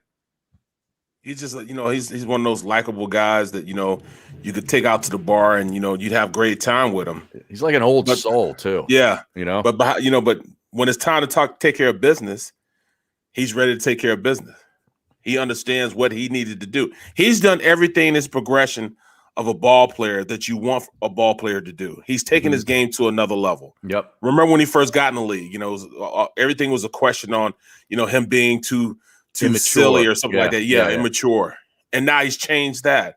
He understood if he hit his free throws, that he could probably add 12 more points to his score. Mm-hmm. He's done that. I mean, he's taken the steps to be a great player. He is now one of the most dominant forces, if not the most dominant force in the NBA right now. Yeah. And that kind of development that you just described so well, Barrett, leaves me so frustrated with number 25. It goes back to it. Him. Always does. It does. Because if he can do it, why can't the other guy? Right. But when you say development, let's not act like there isn't any development with Simmons. He didn't come in as a lockdown number one defender in the NBA. Yes, he is now. You're right. You're absolutely right. And again, I'm not saying he did come in the league providing balance. Right, my fault. But you're fine, Barrett. But he did come in the league as a facilitator, one of the best facilitators. Yes. So he only expanded on one aspect of his game, and we just talk about 7 aspect. Barrett. Well, so is hitting free throws. Yeah. So is becoming a dominant force in the NBA. So does understanding that he has to be more professional, on and off the court. He has to go and change his diet. He has to make sure that he's in shape, making sure he can play 36 minutes a game. Those are all things he worked on. I'm talking about Embiid. Oh, okay, yeah. I'm sorry. I thought Embiid used to be out of shape. Oh no, yeah, no. He's in great shape now. Absolutely. I think you can see the work ethic in there. I thought you were saying as far as Simmons was shape. Well, Simmons, he came in. He always came in shape. He always, could facilitate. He made himself a better defensive player. That aspect of the game, yes, he's thriving at that. But look how many aspects that Embiid improved in. Well, Embiid is just a better basketball player than everybody on the planet right now, except for maybe or definitely Kevin Durant. And I mean, you can argue on offense, Jokic, yeah, that's really it. Yeah. Look, now to your point though, and really, I know, Harry, just give me 1 sec. I just want to respond. We can completely change the topic or wherever you wanted to go. But I was going to say, look at Jokic. The NBA does not put that much emphasis on defense as a whole. Yep. And a guy who was clearly lesser on D than Embiid. Now, look, we talked to many MVP voters, some that you didn't even think voted for the MVP on the show, and they all told you that the big thing with Embiid is that he's not going to get votes because he didn't misses games. Yeah. Exactly. So I think there's a different conversation. That's all I'm saying, Harry, before we go, is there's a different conversation between him being the MVP and him being the best player in the NBA. I still think it's Kevin Durant, but yeah, I would say it's Kevin Durant, but I'd say Embiid's number 2. It's fair. Yeah, as far as best player. Yeah. No argument. I was just going to go with the Sixers Hawks. Does the line give you reason for pause, Eytan, in game 3? I see it at 1.5. It was 2.5 this morning. It's 1.5. See, this is why I didn't take it. It's because You're saying when they get there, when they go down to Atlanta, because Atlanta's at home, they're going to take this. Sixers are favored. But they're only favored by 1.5. But you guys always taught me that you at least get 3 points, 2.5, 3 points for being at home. No, that's football. Oh, okay then. All right. NBA, you have to look at 2 and 3. Those are the 2 key numbers, right? Because that's the possession. So 2, 3, 5, 6, and then anything really like 9 plus is where you start to look at those numbers. I think personally, my friend, that it is down to 1.5. My friend. Look, my friend. My friend. So what does that mean? What does that mean? Tell me what it means. It means that people looked at the Hawks at 2.5 and they said, really? Split back home? I get points? Absolutely. And they pour on the Hawks, and that moves the line back towards 0. I think personally that by June 11th, 7:30 at night, which is, my God, we have to wait 2 more days for this damn thing. I know. I think this might be down to a pick'em, Harry. Whoa. Oh, man. It's moved a point in 1 day. Yeah. Now, what happens, though, is that people start to create windows, Barrett, where they look at this and say, okay, I'll take the Hawks at 2.5. And they try to middle it. Sixers, right, to get to 0, take the Sixers, and just hope that it's a 2-point game. Yeah, they want this Friday, Sunday TV, right? Because that's why they waited until Friday. They could legitimately play Thursday, but they're going to go Friday because they want Friday, Sunday, right? Yes. Yeah. Yes. There's a big part of that. Learning all the time, brothers. Learning all the time. Well, look, here's another thing too. We have to travel. We have to factor in how this team plays off of multiple days rest, and it hasn't been good. They came out against Washington. Remember, flat. They won the game, but they came out really flat following that long layoff against the Wizards. Guess what happened in game 1 following that long layoff after beating the Wizards against the Hawks? They came out really flat. Yep. So this is where I think travel and how they play with an extended rest, because it's going to be 3 days rest? That's where I think you have to factor Wednesday, Thursday, Friday. Yeah. Yep. Yeah, I mean, look, this is something like I love the Hawks in the first quarter. Absolutely love Atlanta in the first quarter. I think you can get away. I like the under in the first quarter and the Hawks in the first quarter. That's where I think you can get really good value with Atlanta as this thing moves. It's already down to 1, Harry. That's 1 now? Wow. It just dropped to 1 here. Yep. Look, for the people that don't believe me, if you can see it, I'm sorry if you can't, but I have to. 1. So look at that. As we were saying what's going on, right? We were moving, and this line was still moving. I mean, did the Philly Godfather just put a suitcase? I think he put a suitcase on the Hawks. Seriously, we should get him on, by the way. The rooster actually went to the window for him. Is that right? Yeah. Well, PGF may not be able to go to many windows anymore. That's true. Right? That's true. So he's got to have a That's why he wears those glasses. Yes.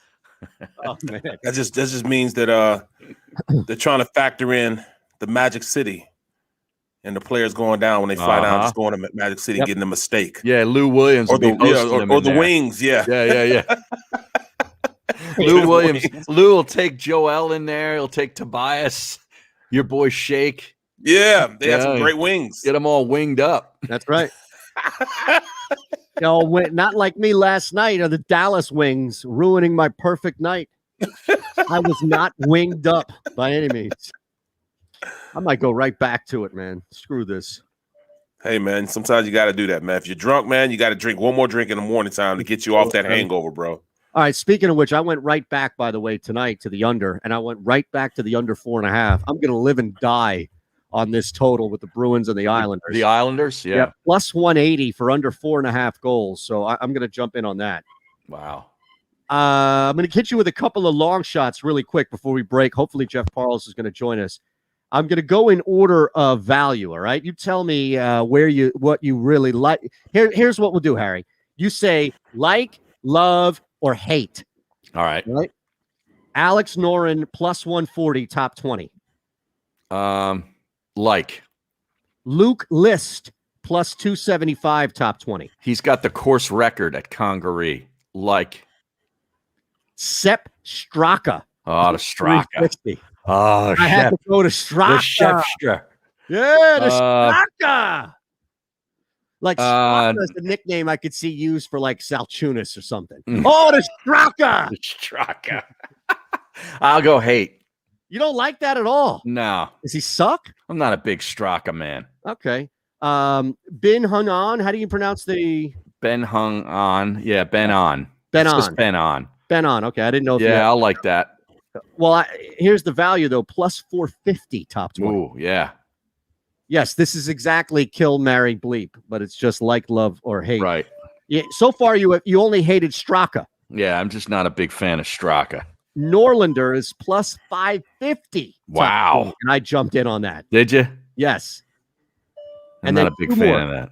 So what do you do? Love, like, or hate? I'll go hate. What about Rowensky plus 275? Richie Wierenski? Yes. Yeah, I go like that. James Hahn, last one, plus 450. Yeah. No? I'm out on the Honster. That's a hate?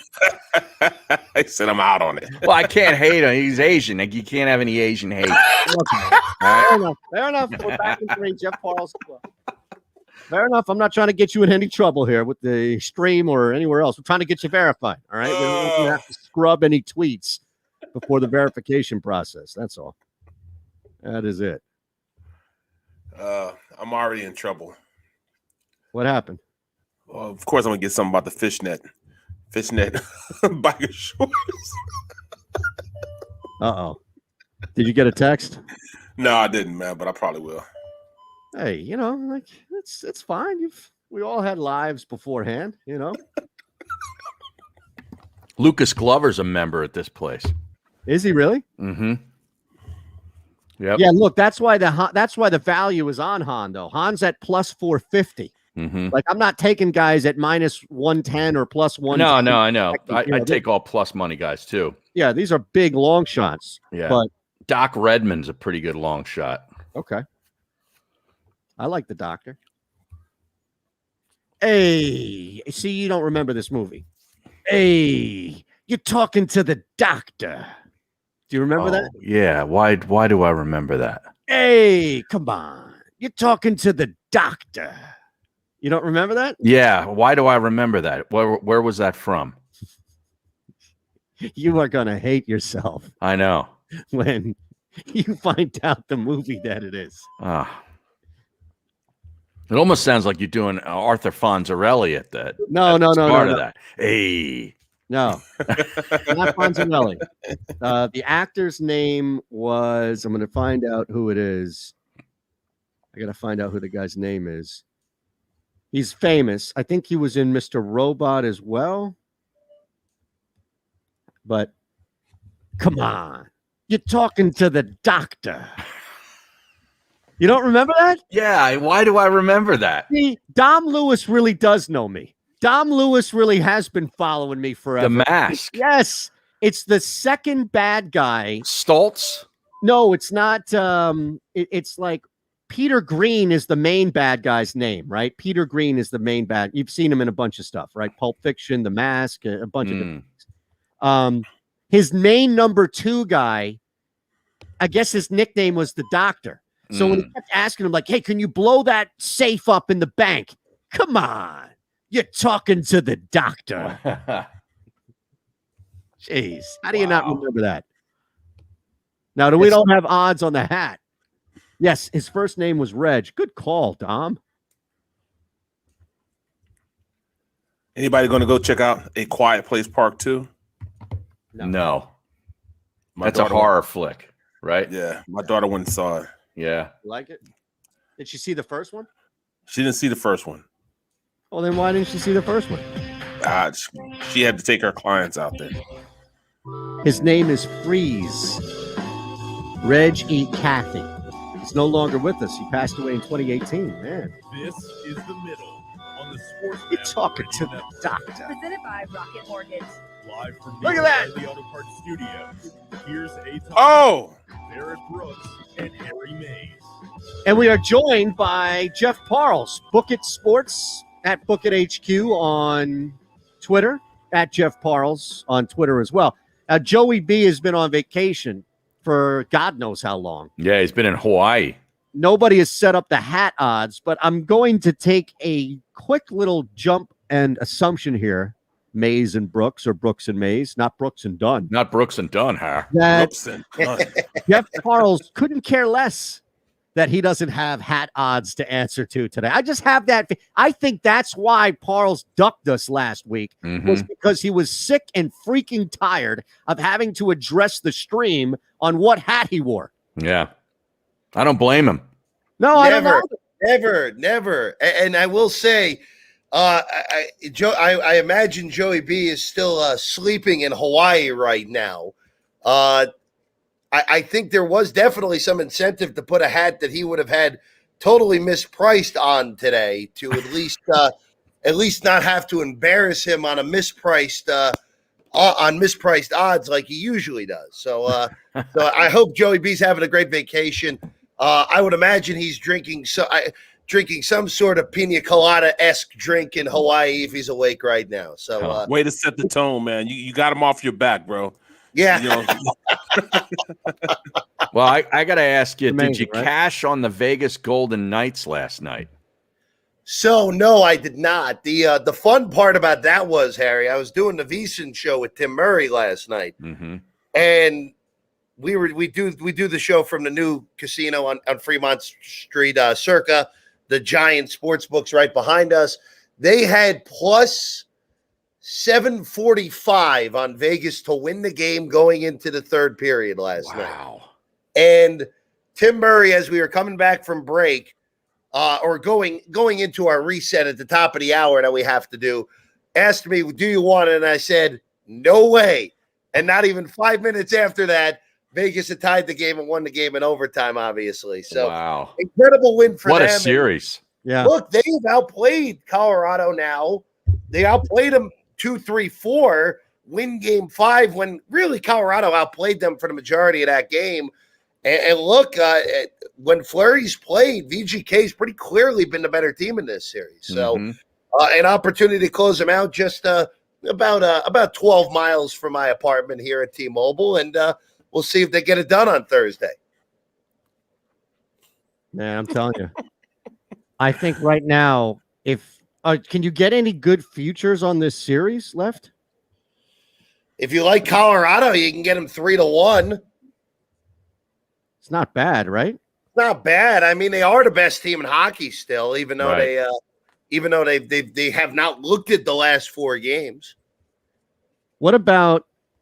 All right. So who do you like on the money line? Because what I would do is I would take the under 5.5 tonight, and I would put that in a 2-play parlay with whoever you like on the money line for Colorado and Vegas. Oh, I would lean Vegas, but again, I have said all year that when Colorado is healthy, they're pretty clearly the best team. So I'm a little conflicted here. I think just looking at DraftKings in your neck of the woods. Colorado's plus 120. That's pretty hard to pass. I mean, it just is. What is it there again? I'm looking at DraftKings plus 120 on Colorado to win tomorrow night. No, I'm saying what is it in Vegas? Oh, let me double check what that individual price is. I know Colorado's 3-1 to win the series. That I do know. I was curious how different the variable would be here at plus 120 in PA versus Nevada. Colorado is plus 130 out here. There you go. So that's the dime line difference. Yep. Huh. Wow. Well, I mean, they shut down McKinnon and Landeskog in the last 4 games. That's been huge. I mean, that's really been the most fascinating thing of this whole thing. McKinnon, who was virtually unstoppable against St. Louis, which not really a shock, and was awesome in game 1, has done nothing for 4 straight games now. Yep. So a credit to Vegas. And again, the only game where Vegas was really outplayed was the quick turnaround from game 7 against Minnesota and the game that Fleury didn't play game 1. It was Leonard in game 1. Right. Which a lot of people were giving the coach grief for that decision. Well, it's the same thing he did with game 1 against Dallas last year in the Western Conference Final. Reverse, because Leonard played in the bubble last year. Fleury played game 1. Vegas lost that game to Dallas. They couldn't come back. They've been the better team, like I've said, pretty clearly the last 4 games. All right, what do you think of the line movement thus far in this Sixers-Hawks game 3? It's gone down to 1.5. Woo. I mean, I can't get with that. Look, I think that last night was all about stabilization in this series for the Sixers. And what did they do? They stabilized the ship. Joel looks totally healthy. Even with the torn meniscus, we know he's not healthy. He looks completely fine. And the guy you have in your background was a key aspect last night, Harry. Shake was awesome in the 3rd and 4th quarters last night. And that was why that game, even though it got tight in the 3rd quarter, that's why the Sixers were able to extend it out, even with the bench unit in at the beginning of the 4th quarter, to win that game pretty comfortably. Look, Atlanta's been awesome at home. They seem to be a reasonably difficult matchup for the Sixers as well. Yeah. But if Doc does the adjustment that he did at the beginning of game 2 and keep it going with Simmons and Young, I don't care if Ben Simmons scores 4 points. I don't care if he does nothing offensively. If he shuts down Trae Young, that's all that matters in this series for the Sixers at this point. So 1.5 seems awfully low, but it is the first home game of the series for Atlanta. So that's the only reason I would tread cautiously. Real quick, I just want to let you know it's dropped to 1 here. So in the past, I don't know, 12 hours, it's moved 1.5 full points. Well, I mean, look, game 2 moved a lot too. I mean, game 2 opened 5, closed 6.5. So no. Open in PA at 4. Okay, and so even immediately moved to 4. I know because Laufey from Osimo got him at 4. Dave. Even better. Yeah. So look, I just wanted to reinforce your point. It's been an aggressive moving series so far. It just has been. So look, again, I would tread carefully, but it would not shock me one bit if the Sixers go down there, win game 3, take control of the series back. And again, Sixers and 6 makes a whole lot of sense to me, even though that would mean they do have to win twice in a place where Atlanta's only lost once since the All-Star break. 5, man. They're winning in 5. But you're winning in 5. Yeah, they're winning. Yeah, but I'm looking at this Bucks and Eagles and also game. Is it over? Is it over now? Is it over? The Nets Bucks series is over. Yes, it's over. Damn. It's just a matter of can Milwaukee get one game at home. Which if they're going to get it, they better get it tomorrow night. And if they don't, 3-point favorites. Yeah. Well, so game 2's betting line was one of the most illogical betting schemes I think I can remember. Yep. Because James Harden played about 90 seconds in game 1, and Brooklyn was fully in control the whole way. Mm-hmm. You want to tell me that Harden being out and playing 90 less seconds than he did in game 1 indicates Brooklyn closed 4.5 in game 1, indicates a 7-point move, which was what it ended up being out here. I loaded up on Brooklyn plus 2.5 and plus 110 on a money line. I took that plus 110 earlier than the 2.5 because the 2.5 it ended up getting the plus 115, plus 118 in some spots out here. That was completely illogical. And look, guys, there are a few teams in professional sports that are spineless. And the Milwaukee Bucks, I think, are pretty close to being in that category if they're not already there. And they were spineless in the first 2 games.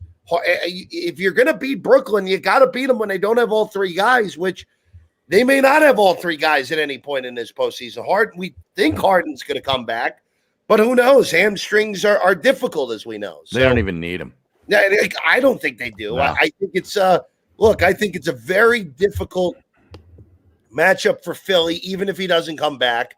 And I don't think anyone in the West is capable of beating Brooklyn in the 7-game series.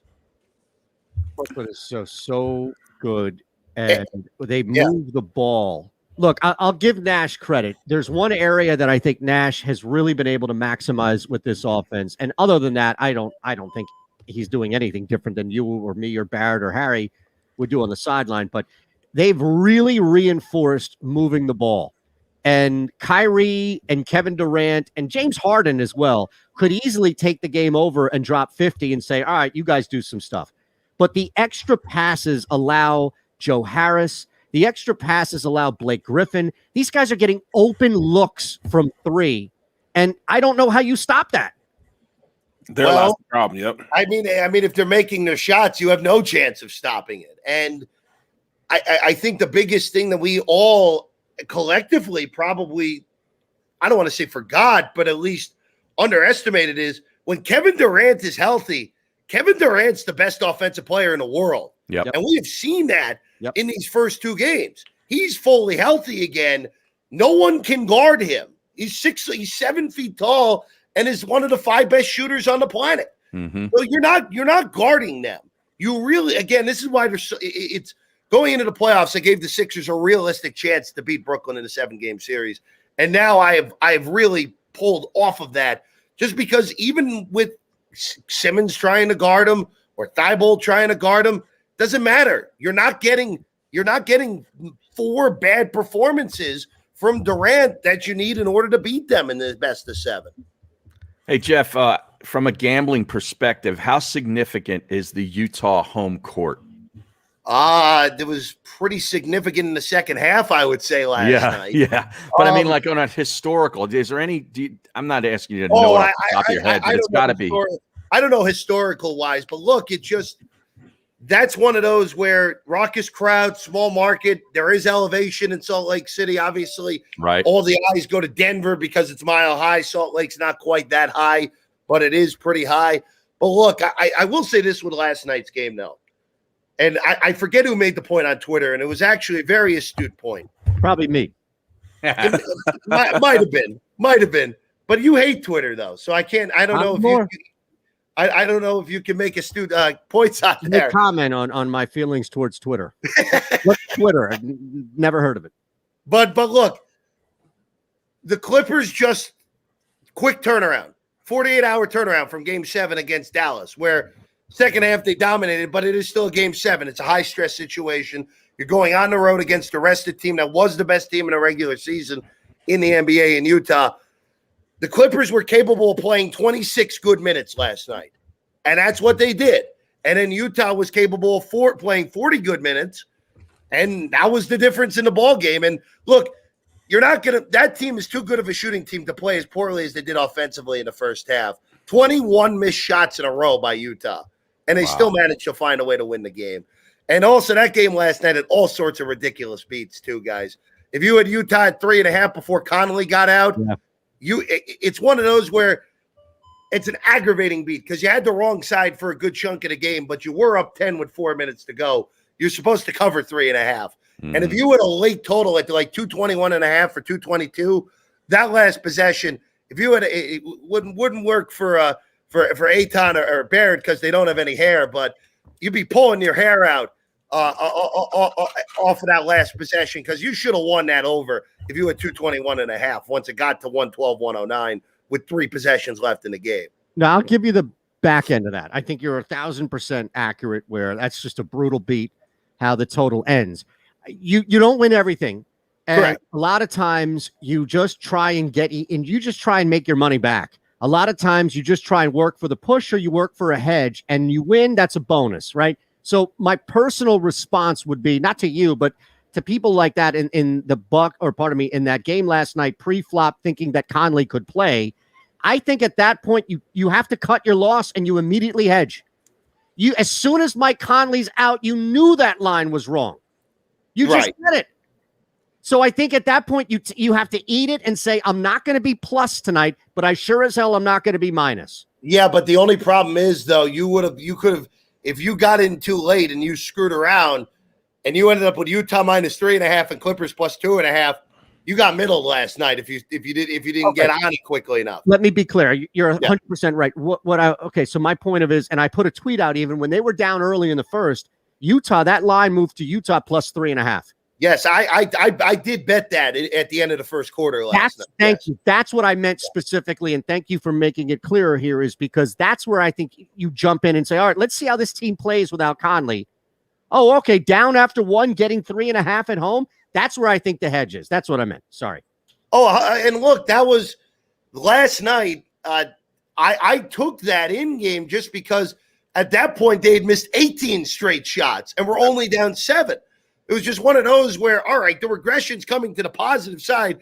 They're too good of an offensive team to shoot 22% in the first half, and they're definitely not missing double-digit shots in a row at any point in this game. So, Jeff, hold on. Again, good win for Utah. We're going to break on the network. Sports Map Radio, still live here on the JAKIB Media YouTube page. It is the middle. It was, I think tonight, how do you approach tonight? For Denver and Phoenix? I look, the line is big. I understand that. I probably wouldn't even touch that until the game starts, but I don't see Phoenix losing this game. So if I could work a money line play in with maybe something else like the under 5.5 in the hockey game, I feel pretty good about that. I will say, again, trying to recapture, to change it real quick on you there.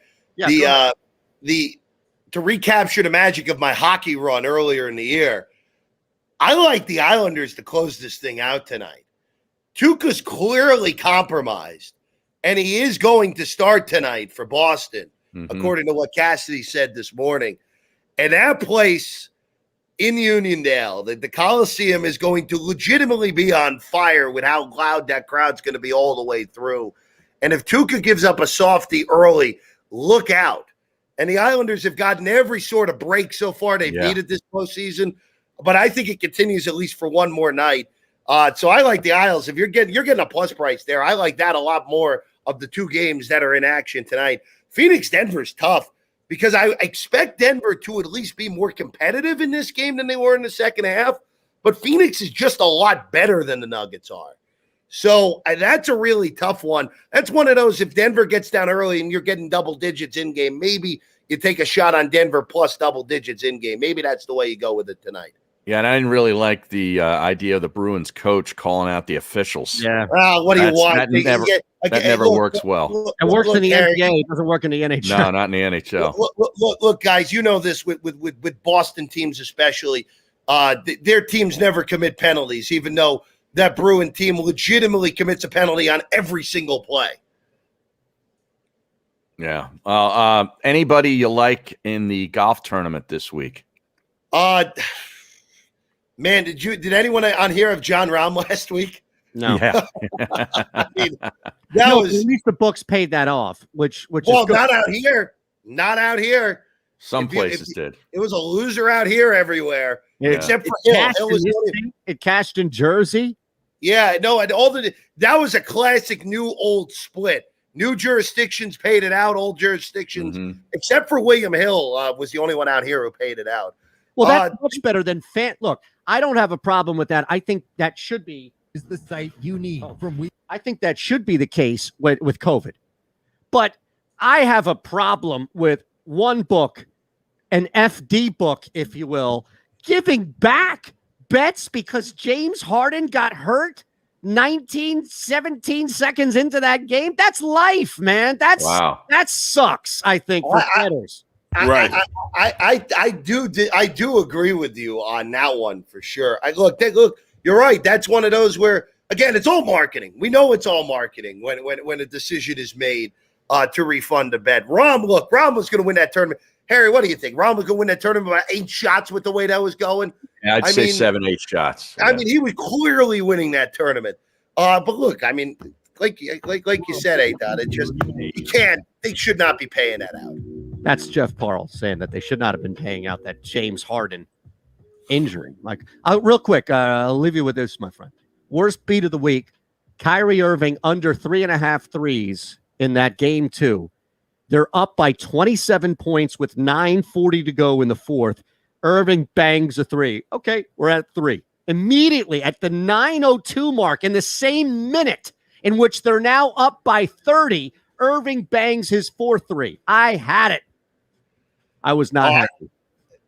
Durant over 32.5 was every bit as bad, though. Well, okay. But you knew he was going to sit with the blowout. You are right. Over You know he was not going to play in the fourth, but that's still pretty brutal. Are you looking for a place to track your action, purchase picks, and share your sports betting analysis with the gambling community? Check out Book It Sports, a social media platform with an unparalleled experience catered for the sports betting community. On the Book It Sports app, you can track all your NFL, NBA, and college basketball picks while getting real-time updates and injury reports all in one convenient place. Start building your following today and stand out amongst your friends by downloading the Book It Sports app on the Apple and Google Play stores. Let's cash some tickets and put on Book It. All right, it's overtime. And see, Book It Sports. Jeff Parles is in the house. Sorry, Jeff. Didn't mean to pull a Barrett on you. Oh no, you're good. You got to hit the out. Yeah, I got to hit the hard out. I know. All right, I'm gonna give you real quick because I know a lot of people want to win money here, and it's not just betting. Uh-oh. I'm going to give you the – no, I shouldn't be doing this because the more people that finish first, the less of the payout that will be. But in the 500K shoot-around tonight that everybody's running in DraftKings throughout the playoffs, I'm going to give you the 100K winning lineup. You ready? It's captain mode. There's only one game, so you have to play captain mode or on FanDuel. I don't play FanDuel, but you can do the MVP Pro Star stuff. But captain mode. Are you all familiar with this? No. Yes, I am. I'm not. Okay. So DraftKings, as you know, fantasy, like FanDuel and other spots, in basketball, you create a lineup and you pick throughout of all the games. Well, if there's only one game, or if you just want to choose one game, do it in football all the time. You go showdown mode, which is basically choosing players that are only in this specific game. Well, there's only one NBA game tonight, so everybody's playing showdown mode. And in showdown mode, you pay a little extra for your captain on salary, right? Because everything is salary. 50,000 you have to work in for 6 guys. Right. So you pay a little extra for a captain, but he gets you back 1.5 points. 1.5 points. So that's the trade-off. And then you just roster 5 guys in your salary. So this is all about math, right? Working top guys in and not. So I'm going to give you the 100K lineup right here. You ready? Yeah. Jokic as your captain, Michael Porter Jr., Chris Paul, Devin Booker. So you've got 4 guys that are at the top. Now you have to work smaller guys in here. Paul Millsap at 2,600 as a former All-Star who is leading that second unit in scoring is a steal.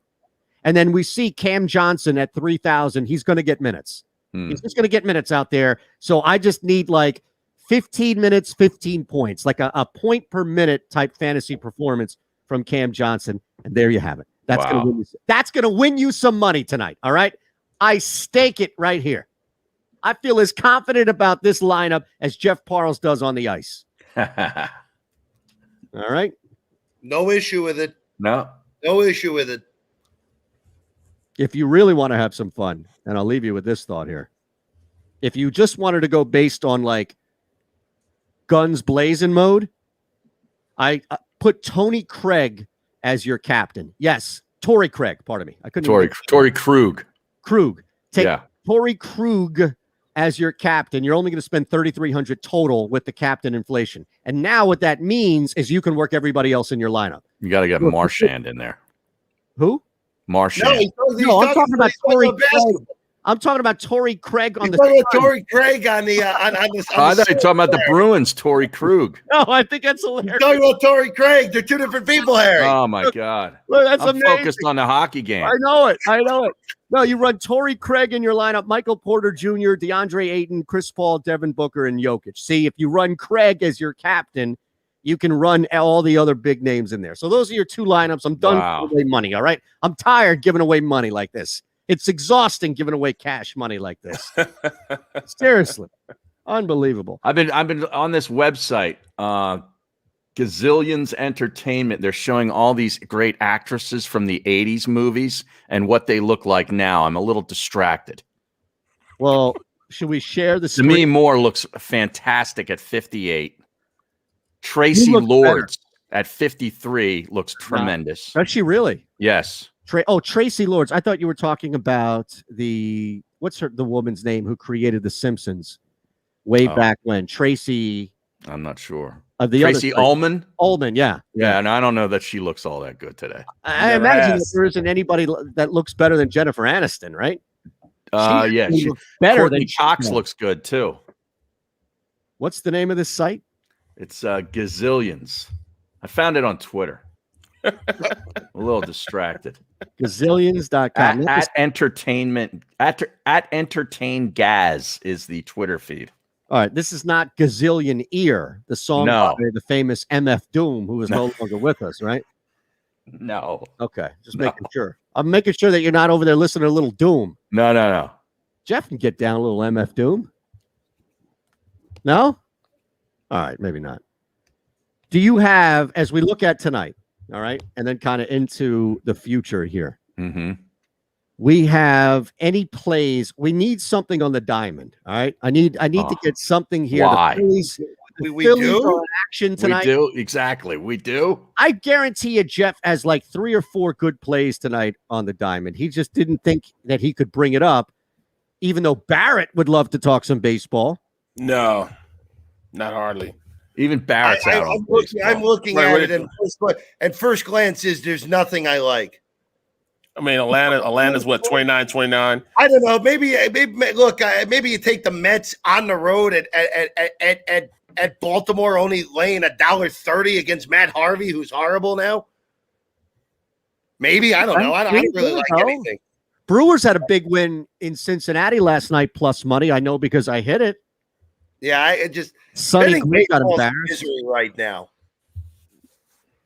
Oh, come on, man. 1, 2, 3. Misery. Braves, Phils. All right. Bryce Harper is back. Was that not the easiest thing to call, by the way?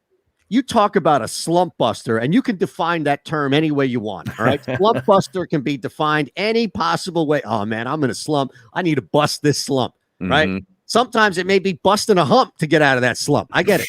Or a rump, for that matter. But you had a guy in Drew Smiley who was just like the living embodiment of a home run ball. Oh, throws meatballs. It was perfect for Bryce Harper to come back and break out of that slump. Yeah. You guys, what, you don't like the Phils against the Braves tonight? Zach Eflin? No. I would. You know, they're 3 games under 5. I think 4 now after that loss last night. Yep. Aren't they 4 games under 500 when their first 3 guys pitch? I believe that's what their record is. They're 3 games under 500 right now. But what about Garrett Cole tonight? When their top 3 guys pitch, the team's record is below 500. I think 3 games below or 4 games below 500 when the first 3 guys on this rotation pitch. That's They're awful. over 500 with the 4th and 5th guys out there. It's crazy. All right, well, stay away. You like Garrett Cole because what? Garrett Cole's going to respond now to all the accusations that he's using the baseball? Yeah, you're going to throw a 1-hitter tonight. The Yankees are awful, Against the man. Twins. I know they are. But the Yankees own the Twins, though. Yeah, that's true. How many times have they faced them in the playoffs over the years, man? They always destroy them. Yeah. I don't know, man. Baseball's going to have to do. I don't know if there's anything that they can do to bring me back. I really don't. Seriously. It's not 3 hours. It's 3 hours of mind-numbing lack of entertainment to me. I tried to even live betting it. It's tough, man. Terrible. It's tough to live bet. There's a big difference with it. You know, I think with us, at least with the Sixers, you always have these runs that are coming. At least with the Phillies, though, you know, like I think you can. One thing I would say is I think you can still apply like the no lead is safe mentality to the Phillies, just because of not their bullpen being horrifically bad like last year, but their defense. Oh, they're the worst. They could be the worst fielding and base running team in history. Yeah, I don't know why. Nobody's going down there either. No, I think they had 15,000 the other night. It's a nice night. Why wouldn't anybody go down to the ballpark? Well, last night it was basketball too, though. Yeah, that's true. Oh, but basketball. Night, there wasn't. Monday night there was. No, but I'm saying the first night. I remember yeah. because it was my niece's birthday on Friday. Mm-hmm. And Friday is when they opened up a home series where that was the first day that you could have full capacity down there, or it was like the week before you had full capacity down there, and there was nobody there, Barrett. Yeah. Yeah. Kevin Bloomfield is upset that Parles did not give a golf pick. Well, look, we had you on for overtime specifically today so that we can get your brain working on some picks. I gave out a couple. Harry only hated 2. He was not a fan of Sepp Straka being a top 20 finish. Sepp Straka, Chief Rocka, and Hahn. Wasn't that the other one? Yeah, I had a couple of guys. Yeah. Not like Hahn as well. I just made somebody $100,000 with my lineup. You can give us a golf play. Harry, Higo has been playing great on the European tour, hasn't he? I have Garrick Higo at plus 188 for a top 20. Yeah, I kind of like that. He has been spectacular in Europe. He's tremendous. So look, I think that it's good on the books, but bad for us to actually have that price properly. What is it? That would have been one of those where you could have very easily gotten a steal of a price because it's a guy who'd been playing in Europe the whole year. But that would be the route I would go. Take a top 20 on Garrett Higo. Yeah, what's plus the return though on plus top 188. 188. I know you've lost value, but that's not terrible at all. No, not bad at all. I mean, I would have. That's one of those where you normally see a guy coming over who's solely been playing on the Euro Tour, and you probably get about $3 on that. But Right. It goes awesome on the Euro Tour, so that's not much of a shot that is south of $2, but plus 188 still fine. Yep. Boy, There we you go. see this happen all the time in radio, man. The Indiana Pacers have just made a total ass of themselves. They fired that coach, right? That Nate McMillan was the problem, and they bring in this new, fresh, spicy radio host who can't rate worth a shit. And they're wondering why they're back in the same situation that they were a year and a half ago when they fired the first host. Oh, God. They're in a worse situation now. Yes, they are. And here's the guy they fired doing okay.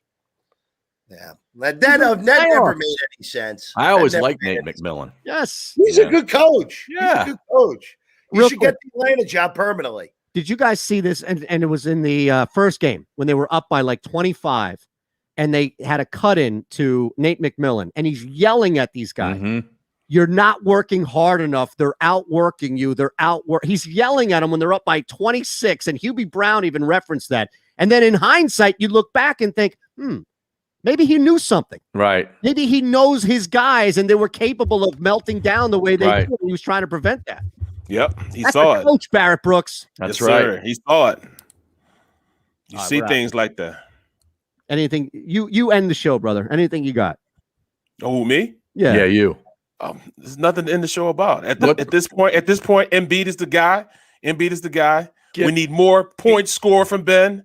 And shake all around. Shake all around. Shake is in town. That's all I want. Shake it all around.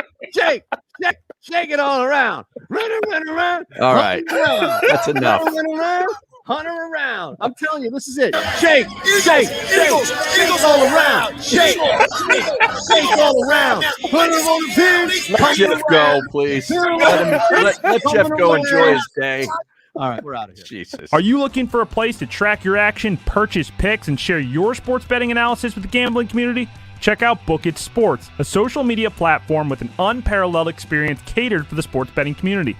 On the JAKIB Sports app, you can track all your NFL, NBA, and college basketball picks while getting real-time updates and injury reports all in one convenient place.